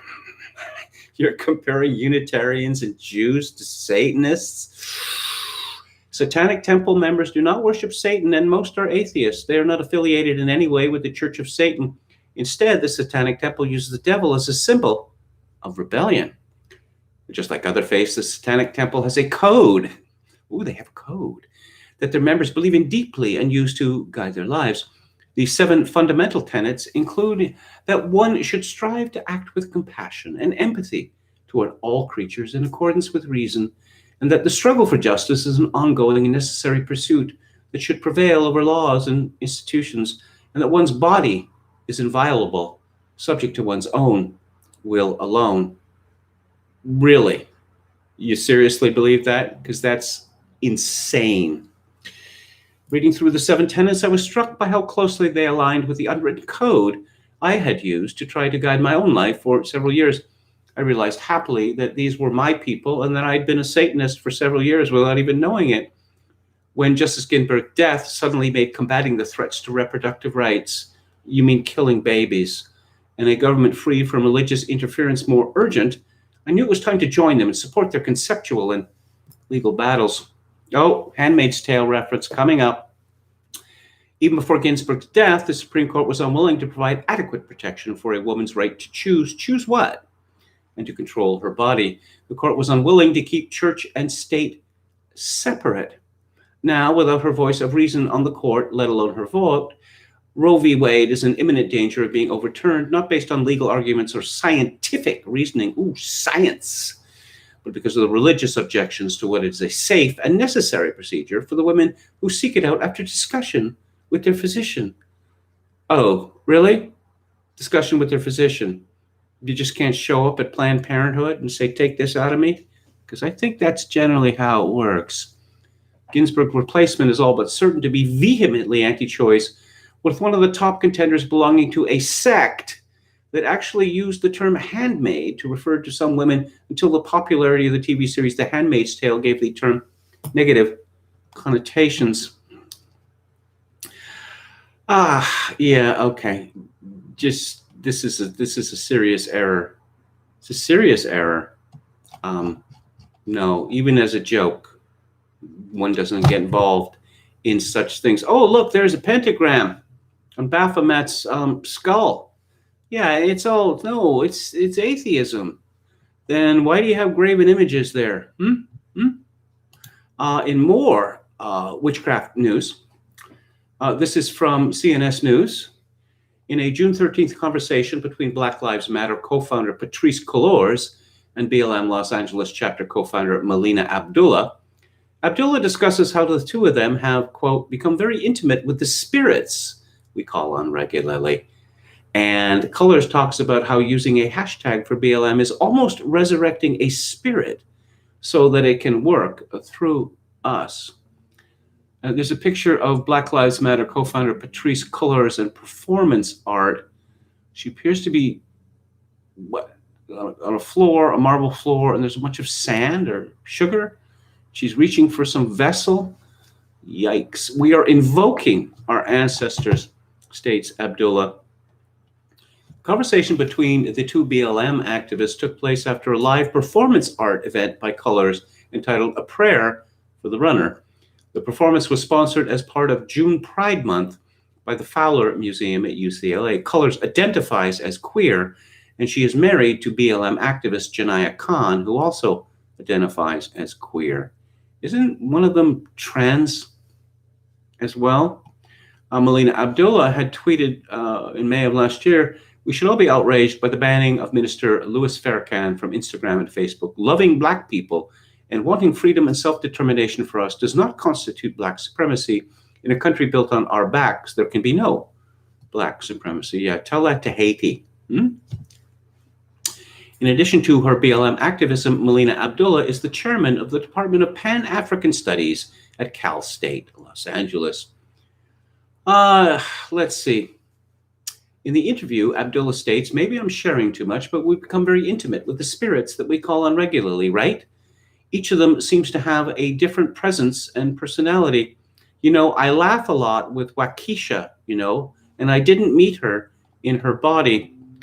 Waukesha Wilson was a Black woman who suffered from bipolar disorder and reportedly hanged herself while in LAPD custody. Her death has become a cause célèbre among BLM activists. Cullors responds, saying that she was raised a Jehovah's Witness, but as I got older, ancestor worship became really important. Jehovah's Witness, eh? I don't know that I've ever heard of anyone who grew up a Jehovah's Witness and ended up normal. Hashtags for us are way more than a hashtag, Cullors says. It's literally almost resurrecting a spirit so that it can work through us so we can get the work that we need to get done. Later in the conversation, Abdullah says that even beyond remembering the ancestors, we're invoking them. Who? Necromancy. That's what that's called. She further describes, quote, "In our tradition, when we call out our ancestors, we call them out for specific purposes. The first thing we do when we hear one of these murders is we come out, we pray, and we pour libation. We build with the community where the person's life was stolen," unquote. Yeah, okay. Open witchcraft. This is somewhat related. This is from Yahoo Life, Christine Organ. "Let me start by saying I get it. I understand the confusion, the anger, the heartbreak. Someone you thought was a good and kind person has revealed themselves to be something different. Someone you love has exposed their support for or tolerance of bigotry, hatred, selfishness, narcissism, bullying, racism, sexism, abuse, and violence through their support of Trump. Maybe you found out directly, or maybe you always had a hunch, but were never quite sure. Regardless of the way you found out, the realization is simply devastating, horrifying, confusing, embarrassing, maddening, demoralizing. You forgot exhausting. I know. I get it. Truly, I do. And sadly, so do plenty of other people. So here's the reality that we're currently facing. Someone we love is supporting Trump. So what the hell do we do about it? Assuming you've tried to have productive conversations, tried to reason with them about all the awful things Trump has said and done, all the terror he has and is raining down on us. Beg them even to be reasonable. They still aren't changing their mind. They're voting for this monster. So what do you do about it? How do you make sense of it? How do you cope? Well, if you're like me, you go through the stages of grief: denial, anger, bargaining, depression, and acceptance. And the acceptance is, this person is not who I thought they were. Wash, rinse, repeat. It's a complete and total mind fuck, and it's exhausting. Yes, exhausting. So something has to give. We need to find some way to cope with an awareness that a friend or family member, maybe even someone we love, is not who we thought they were. I'd be the first one to say that I do not have all this all figured out, but I found a few coping strategies that help. One, acknowledge the pain. To all those people who say, I would never let politics ruin relationships, or you should respect others' opinions. Well, this isn't just politics, and these aren't differences of opinions. They're differences in values. Two, set healthy boundaries. Let me be very clear. Just because someone is family, they do not get the privilege of being in your life. Three, surround yourself with people who do share your values. Just as, or maybe even more important as setting healthy boundaries, or maybe even cutting a toxic Trump supporter from your life completely, is making sure to surround yourself with people who are on the same page as you. This is not about living in an echo chamber. Differences of opinion are still a good thing, but it is about emotional survival. And that requires shared values. Surround yourself with people who uplift and sustain you, people who inspire and motivate you to the best version of yourself you can be.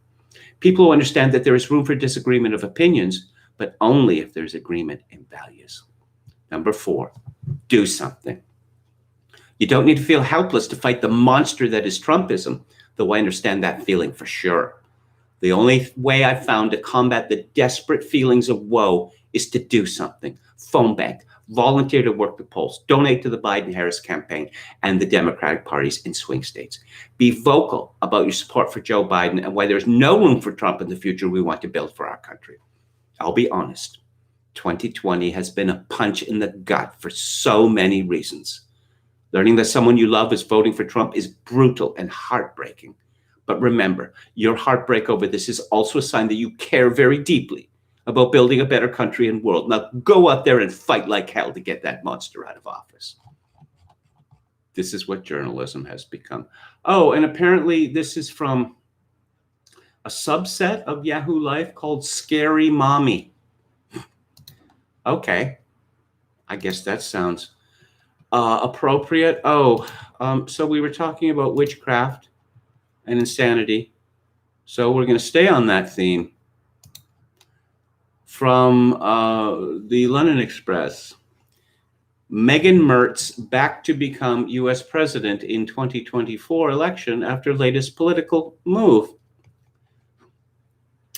Megan Mertz has become increasingly vocal on political matters since stepping back as a senior royal with husband Prince Harry earlier this year. Last night, the couple urged Americans to vote in the upcoming U.S. presidential election, prompting bookmakers to state it is possible for Meghan to run for president in 2024. Betfair have slashed odds on the likelihood of Meghan running for president in 2024 from 66-1 to 20-1. Betfair spokesperson Sam Rossbottom said since dropping her royal duties in January, the Duchess has shown she's not afraid to intervene in U.S. politics, despite it being controversial. Even though she's a 500-1 shot to win in 2024, this is just another example of Meghan potentially building her political profile for if she's to run in the future. Ladbrokes have Meghan on odds of 100-1 to become president of the U.S. in 2024. The change of odds follows her recent political address where she urged Americans to vote in the most important election of our lifetime. What was my joke about this? That Meghan Mertz, or Meghan Markle, the Duchess of Sussex, has all the arrogance of Kamala Harris none of the charm, and 3 times the crazy. It was announced that supposedly a deal with Netflix between these two grifters, that it was worth $150 million US. not, not bloody likely. So what do they have to offer? Seriously, blah, blah, blah, uplift, blah, blah, blah, inspiring, blah, blah, blah, women, blah, blah, blah, black women. Yeah, okay, there's plenty of other people who can say that better than they can. What do they have to offer? Well, according to the Daily Mail, the Duke and Duchess of Sussex are said to have agreed to star in a fly-on-the-wall Netflix reality series with cameras following them for 3 months. Prince Harry and Meghan Markle are hoping to give people a glimpse into their lives and see all the charity work they do. It comes after the royal couple signed it's nonsense figure. Harry and Meghan will be followed for 3 months, but it's not clear whether cameras will be allowed into their homes in Montecito, California. Okay. First off, this is a woman who is suing all sorts of people. She's suing the Daily Mail. She's suing a photo agency, suing the photo agency for privacy. Privacy is very important to Meghan Markle. So now you're going to star in a reality show. And, she wants people to know about all her charity. Well, perhaps she should read the New Testament.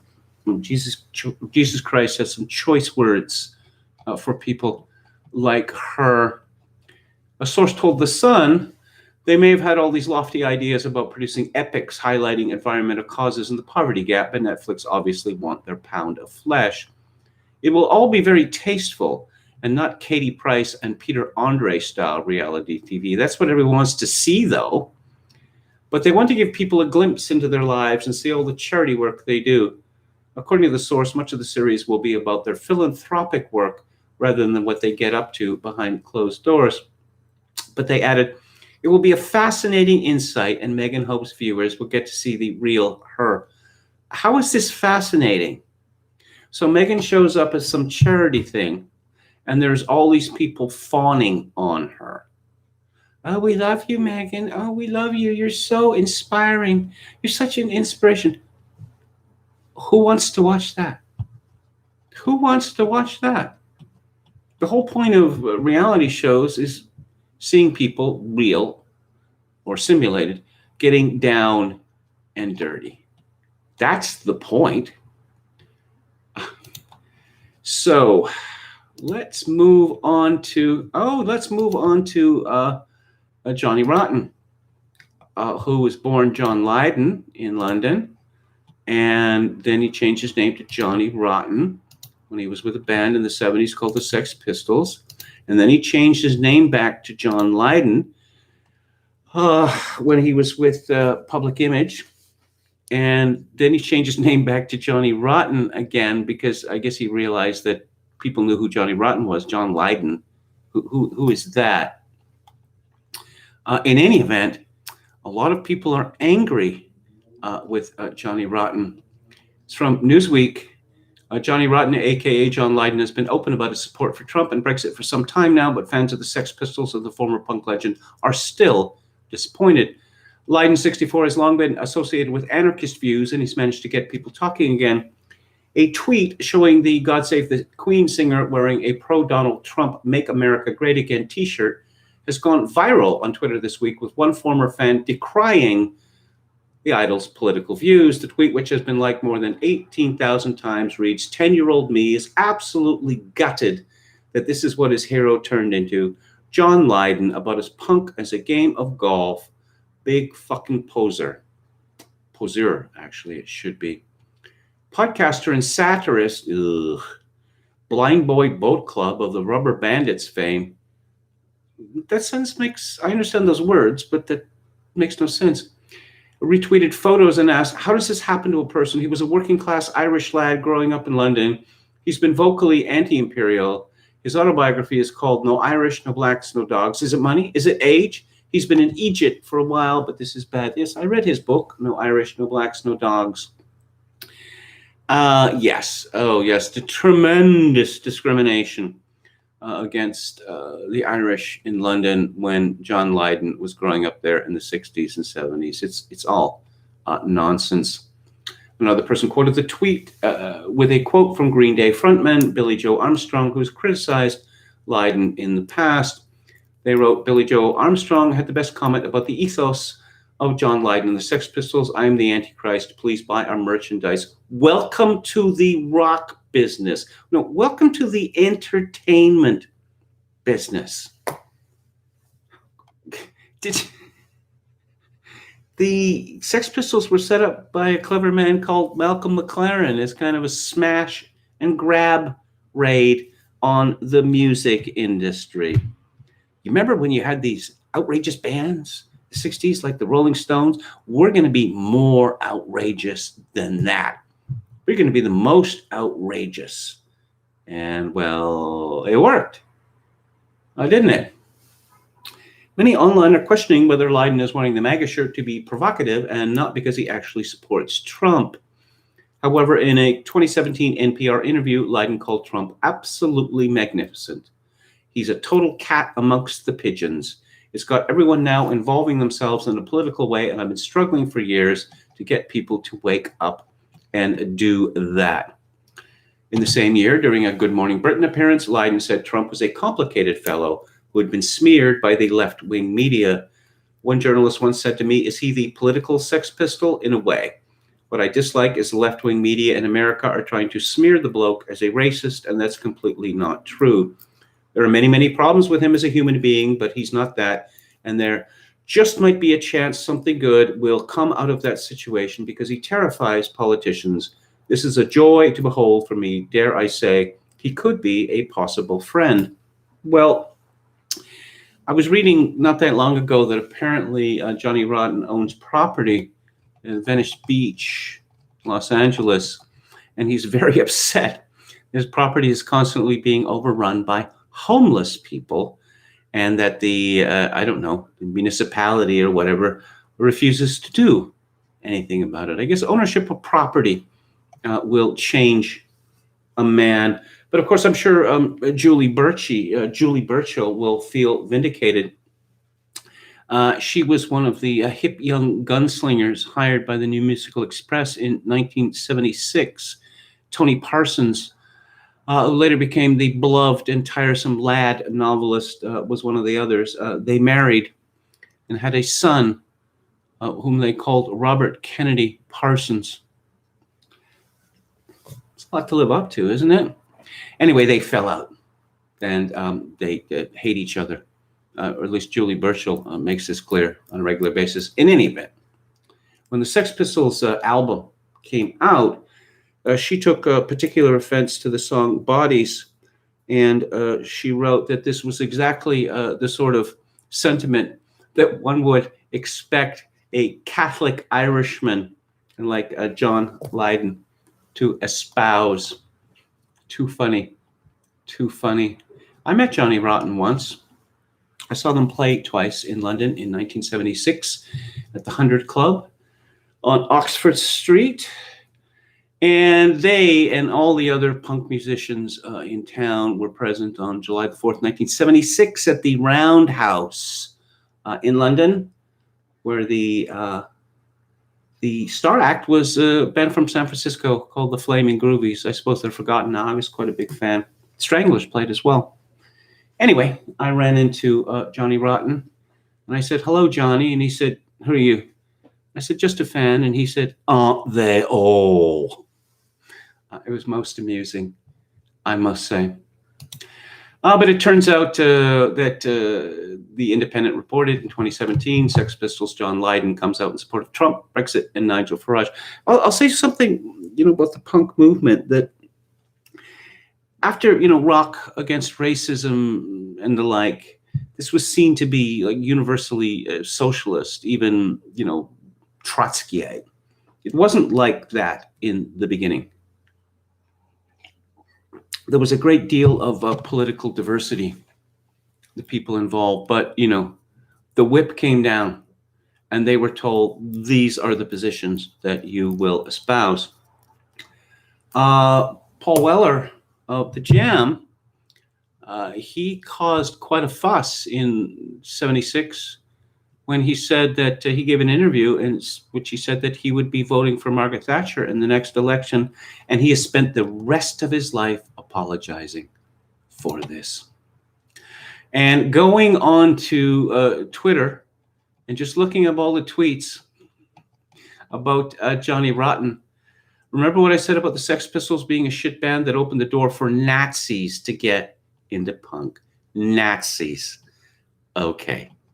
All right. I should explain that back in the 1970s, wearing a swastika was typically not any kind of political statement.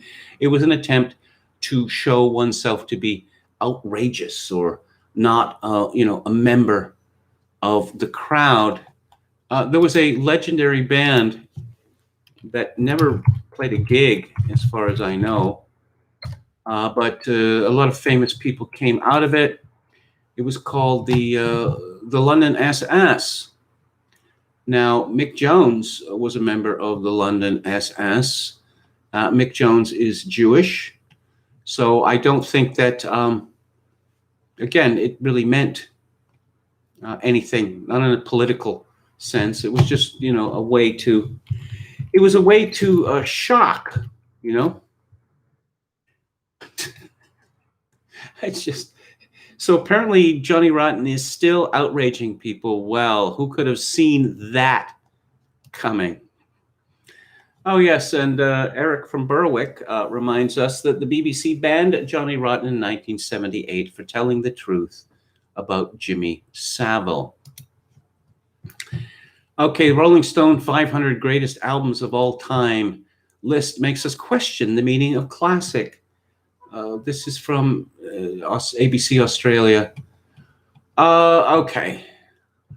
See, the people who put together these lists in places like Rolling Stone or Pitchfork, they're constantly accused of rockism. You know what rockism is? It's a very serious offense.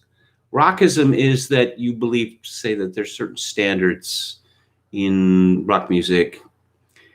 It's rather complicated because you can have, a band, say, not technically great, like the Ramones, with some people who are much more musically adept. But I don't know, a certain kind of style, a certain kind of seriousness. And see, these raucous bands are overwhelmingly white, say. And so you gotta become more diverse. You gotta become more diverse. And so yeah, the Wu-Tang Clan, gotta get the Wu-Tang Clan in there. Yes, this year's Rolling Stone list was revoked from scratch, crowdsourced from more than 300 critics, music industry professionals, and artists, including Taylor Swift, U2's The Edge, Ben Harper, Wu-Tang Clan's Raekwon, and many more. Quite a bit has changed. Ooh, Sgt. Pepper's Lonely Hearts Club Band, formerly number 1, now back to 24. And, if you'd asked me what the new number 1 was going to be, it's obvious. It's the obligatory choice. Whether people listen to this record or not, it doesn't matter. Of course, it's What's Going On by Marvin Gaye. Well, Billie Eilish and Lana Del Rey. Casey Musgrave's 2018 album Golden Hour came at 270. No, you see, Rolling Stone, it wants access to the people who are making music now. So you got to include those people, or else, essentially it comes down to put me on your list or you're never going to get another interview from me. And let's see here. Oh, I've sort of run over with my enthusiasm for certain topics. But let's talk about vaccines. Vaccine fever. Catch it. William Briggs writes about vaccines. The flu vaccine became widely available in the middle of the 20th century. Since then, nobody has died of the flu, right? Briggs, you fool. Not everybody takes the flu vaccine. Why can't you stop exaggerating? You're right. Let me try again. The flu vaccine became widely available in the middle of the 20th century. Since then, nobody who has ever received the vaccine has died of the flu, right? Strange, too, that the World Health Organization says that up to 650,000 people die of the flu every year, even in the presence of the vaccine, even for some after taking the vaccine. You know darn well there's no single unique flu virus, you fraud. The virus mutates and the vaccine changes from year to year in an effort to target what scientists think might be the primary mutations raging through the population. That's so. Do they always guess right? No, but that doesn't make the vaccine of any less worth. Yes, it does. If scientists guess wrong about the mutations, completely wrong, then the vaccine is of no worth at all, and even of negative worth, because in some cases the vaccine causes harm, doesn't it? There's still some value, they say, but maybe not large. Anyway, I'm not worried about side effects. Being worried-free is a commandment of Scripture, I'll grant you that. But isn't it so that even if the scientists do guess right about the season's mix of mutations, some people who still get the vaccine still kill over early into the pit, pushed there by flu? It is. And will the Corona Doom virus mutate too? Indeed, haven't we several variants already been discovered? I suppose so. The vaccines being developed now target the known variations of Corona Doom. Supposing these vaccines are somewhat efficient, it's no guarantee they'll work for the new mutations, right? No guarantee. And isn't it true the vaccine could interact badly with new mutations, as sometimes happen with vaccines? That is true. All right, and isn't it also true that Corona Doom appears to be on its way out as any kind of major killer? Deaths are dropping everywhere, are they not? Haven't measured T-cell and other antibody immunities been noted in sampling throughout the world, suggesting herd immunity is imminent? I know you expect me to argue about new cases, but I won't. What you say about deaths dropping is true, but then you have to admit there could be even a deadlier second wave coming in the fall. That's true, there could. And there could be a third, even deadlier wave arriving next spring, and a fourth, even deadlier still wave next fall, and a fifth, sixth, seventh, eighth, more. All these are logical possibilities, but so far the evidence is this pandemic is like all others and will peter out to background levels soon. What evidence besides terror and the worry you profess not to feel do you have for these deadlier waves?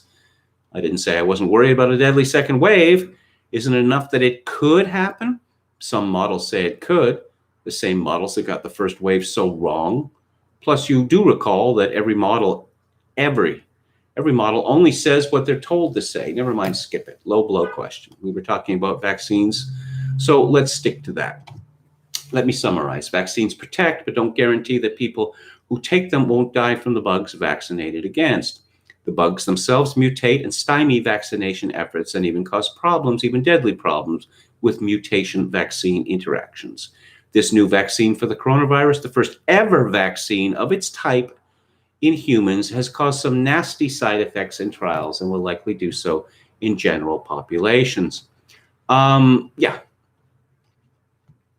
These vaccines are being rushed out. And we already heard, from Bill Gates, 50, 60% effective? Really? That doesn't sound all that great. How about the contraindications? And we already have evidence of the contraindications. This is from Before It's News. This is a good headline here. Arresting headline. They've killed God. I can't feel God anymore. My soul is dead. That doesn't sound good. AstraZeneca halts COVID-19 vaccine trials after second volunteer develops neurological problems. Yeah, but they've all been indemnified. So if, people go crazy in the head or die, can't hold it against the drug companies for rushing through vaccines in a lust for money. Bill Gurley tweeted 2 days ago, "This deserves discussion." And what it is, it's a list. It's a spreadsheet, if you will. September 22nd update on COVID-19 among students on campus since August from 37 U.S. universities. Despite 48,300 positive COVID-19 tests, near absence of reported C-19 hospitalizations, and 0 reported deaths. So, University of Alabama, Georgia, Kentucky, Ohio State, Dayton, Miami, University of Ohio, Illinois State, Iowa, Missouri State, Kansas, Kansas State, Penn State, Wisconsin, Miami, South Carolina, Arizona, Notre Dame, Temple, James Madison, Texas Tech, U of T, Texas Christian, Texas A&M, Illinois, Iowa State, East Carolina, University of North Carolina State, Auburn, Arizona State, San Diego State, Ball State, North Dakota, Central Florida, Florida, Oklahoma State, and SUNY Oneonta. Okay. So there are hundreds or thousands of reported COVID-19 cases, reported hospitalizations, two, one at the University of Wisconsin and one at San Diego State. Reported deaths, zero. So this deserves discussion, and my response was, but COVID-19 is an equal opportunity killer. Yikes, the second wave, we're all gonna die. Well, we're not going to.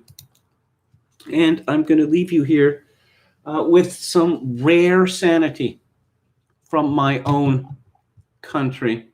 This is from a columnist for Toronto Sun, or the Sun newspaper chain, John Snobelin, who I gather was once a big deal in the Conservative Party of Canada. My dad used to say that winter came at the same time every year and caught us all by surprise. 8 months into this pandemic, the predictable continues to surprise us. As the events of this week unfolded, I was reminded of several conversations over the last month. A few weeks ago, I spoke with a teacher who was eager to get back to the classroom. He said that things would be different, but he felt confident that educators could figure it out. At about the same time, I heard from a parent who said she wouldn't be sending her kids back to school. She wasn't overly fussed about COVID-19. Her kids were already in contact with other children, but she worried about exposing her children to the mindless, purposely frightening, and often contradictory rules dictated by education bureaucrats. It turns out that the predictions of 2 months ago were accurate. A large cadre of parents opted to keep their children home, and the bureaucratic dictates are senseless. See, keep children with runny noses home. Bottom line, 8 months into the pandemic and 3 weeks into the school year, the Toronto District School Board was apparently surprised by the demand for online education. The business community is no less surprised by the government response to predictable fall resurgence in COVID-19 cases. Many small business owners hoped that the government would be thoughtful in responding to new cases and provide them with the regulatory latitude they needed to keep the doors open. Based on the news this week, these hopes have been dashed. The predictable increase in positive tests has led calls for more restrictions that will doom these small enterprises. Good luck running a restaurant barely getting by with patio seating when the cold winds of November hit us. Nothing surprising here. The pandemic response has always been a championship of fear over logic. If large private parties are spiking test results, shut down everything. If a school has students or teachers who test positive, shut it down. And as the Trudeau government aptly demonstrated in the throne speech, when in doubt, borrow more money. At the risk of being naive, I wonder if we might someday arrive at a better, more reasoned long-term approach. Perhaps the COVID-19 strategy should focus on maintaining the capacity of the health system to treat severe cases instead of reacting to daily positive test results. Perhaps the negative effects on children from closing schools and limiting social contact should be considered when the risks of COVID-19 are assessed. And now might be a good time to consider how much economic damage we will inflict on the next generation to protect them from this pandemic. Maybe my dad was right. Perhaps we will always be surprised by the predictable. Predictably, leaving the school boards to sort out virtual learning will always be a bad idea, and relying solely on the dictates of public health officials to respond to the long-term implications of COVID-19 will be a disaster. I suspect most Canadians can sort out the risk factors and take appropriate steps to minimize the risks of this virus. I hope they can see through the economic pixie dust. This week, the Prime Minister said that endlessly borrowing massive amounts of money at low interest rates was the right formula for the Canadian economy. Predictably, our children will be paying for that bit of whimsy for at least a generation. I think this may be the only sane opinion piece that I've seen on COVID-19 in the entire Canadian media since this started, which gives you an idea of the ideological conformity of my country. Jim Smith says Marvin Gaye's "What's Going On" has been Rolling Stone's #1 choice since the early '70s. Never quite understood the exceptionally high regard for it. I can tell you why. Because it is an art album made by a black singer, made by a popular black singer. And he's singing about the ecology and such like, you know, because you don't get a lot of, art statements from black musicians. That's the reason for it. Chokerkin666 says they protested the Bad Brains for being homophobic. Jonathan Pohl says Marvin Gaye is black music only white guys like KMG and me still listen to. This is true. This is one of the Swipple categories. Marvin Gaye had a lot of unhappiness in his life, and he turned to drugs. And his later albums, I really do not like them. I love his stuff from the 1960s. His version of Heard It on the Grapevine would certainly be in my top 10 list of best songs. That's a remarkable thing that happened, that, Motown had a hit, a top 5 hit for this song, Gladys Knight and the Pips. And Marvin Gaye's producers, they kept pushing this song. And Berry Gordy said, no. And finally released it. I believe it was in a year of the Gladys Knight and the Pips version. It went to #1. And of course, also hit version by CCR as well. Yes, respectable commenting name says, wasn't Marvin Gaye murdered by his father? I'm not surprised to find out he had an unpleasant life despite his success. He was, but he was not entirely innocent in this matter. Was there something weird about Marvin Gaye's father that, it just really creepy sexual stuff? Marvin Gaye was, when Tammy Terrell died of cancer, I believe, very young. He took this very, very badly. I don't know. I was looking at bios of black musicians earlier today. You go down one of these Wikipedia rabbit holes, and it's just, these all seem to be very sad stories. Of course, working with Berry Gordy, you just got ripped off. You just got ripped off. Berry Gordy thought that it was outrageous that anyone who had made him, enormous amounts of money would expect some of that money. He just thought it was outrageous. And, Berry Gordy's position was, you want money? Sue me then. Go ahead. Sue me. Metal Mike says, KMG, do you like the new Van Morrison single? I have not heard it yet, but I will hear it in time for tomorrow. Metal Mike says, the leftist politicization of punk was promoted by the punk rag Maximum Rock and Roll. But you see with the New Musical Express, the NME had got on the bandwagon, much earlier than Melody Maker, say. But I guess there was their writers were significantly older than the musicians that they were writing about, people like Tony Tyler and Ian MacDonald. And so they brought in these young Turks, and they were relentlessly Trotskyite. In the film Slapshot, one of the team's boosters is wearing an SS helmet with visible swastika. Yes, it was put on with not masking tape, electrical tape. Yeah, when I reviewed that film, when Theater Thursday was on Luke Ford's show, I mentioned that because it's significant. It's significant that this is a feel-good story about a team, a bad luck team, which has pulled itself up, and it's rallied this dying community around it, and it's mob violence.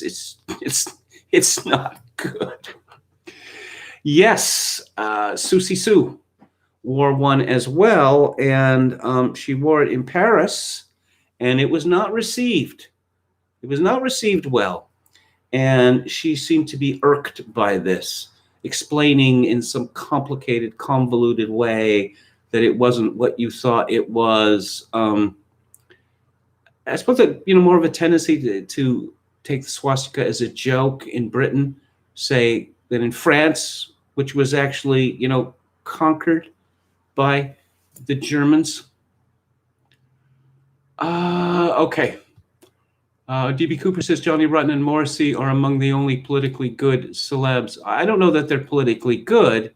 It's just I like people who say what they think. And I think that Morrissey is mostly a nutter, but I appreciate the fact that he says what he believes. And it's not the same as everyone else. Okay, so that's it for today. Oh, Mary Crow says, yeah, because backing Biden is so punk rock. Oh, no, it's like Julia Louis-Dreyfus and the cast of Veep. Backing Biden is just so satire. It's just so cutting-edge satire. Actually, it is in kind of a way. Okay, so that's the show for today. What's coming up culture-wise? On October the 1st, which is Theater Thursday, I'll be talking about Albert Brooks's 1981 movie, Modern Romance, which is very funny indeed. And on the book club, I am discussing the autobiography of Booker T. Washington, Up From Slavery. I'll be back on the air tomorrow at 4 p.m. Pacific, 7 p.m. Eastern. If you like the show or any part of it, I would appreciate it if you would click on the like button and subscribe to my YouTube channel if you have not already done so. If you would like to support this live stream with a donation, much appreciated in these times of flux and mutability. My PayPal account is attached to Kevin_Grace@hotmail.com. Once again, Kevin_Grace@hotmail.com. If you're Canadian, you can send me money directly via Interac at kevingrace@shaw.ca. And finally, in these days of social atomization and civilizational collapse, I do dearly wish that you, my dear viewers and listeners, do manage to form a genuine human connection in order to ease the burden. Good night.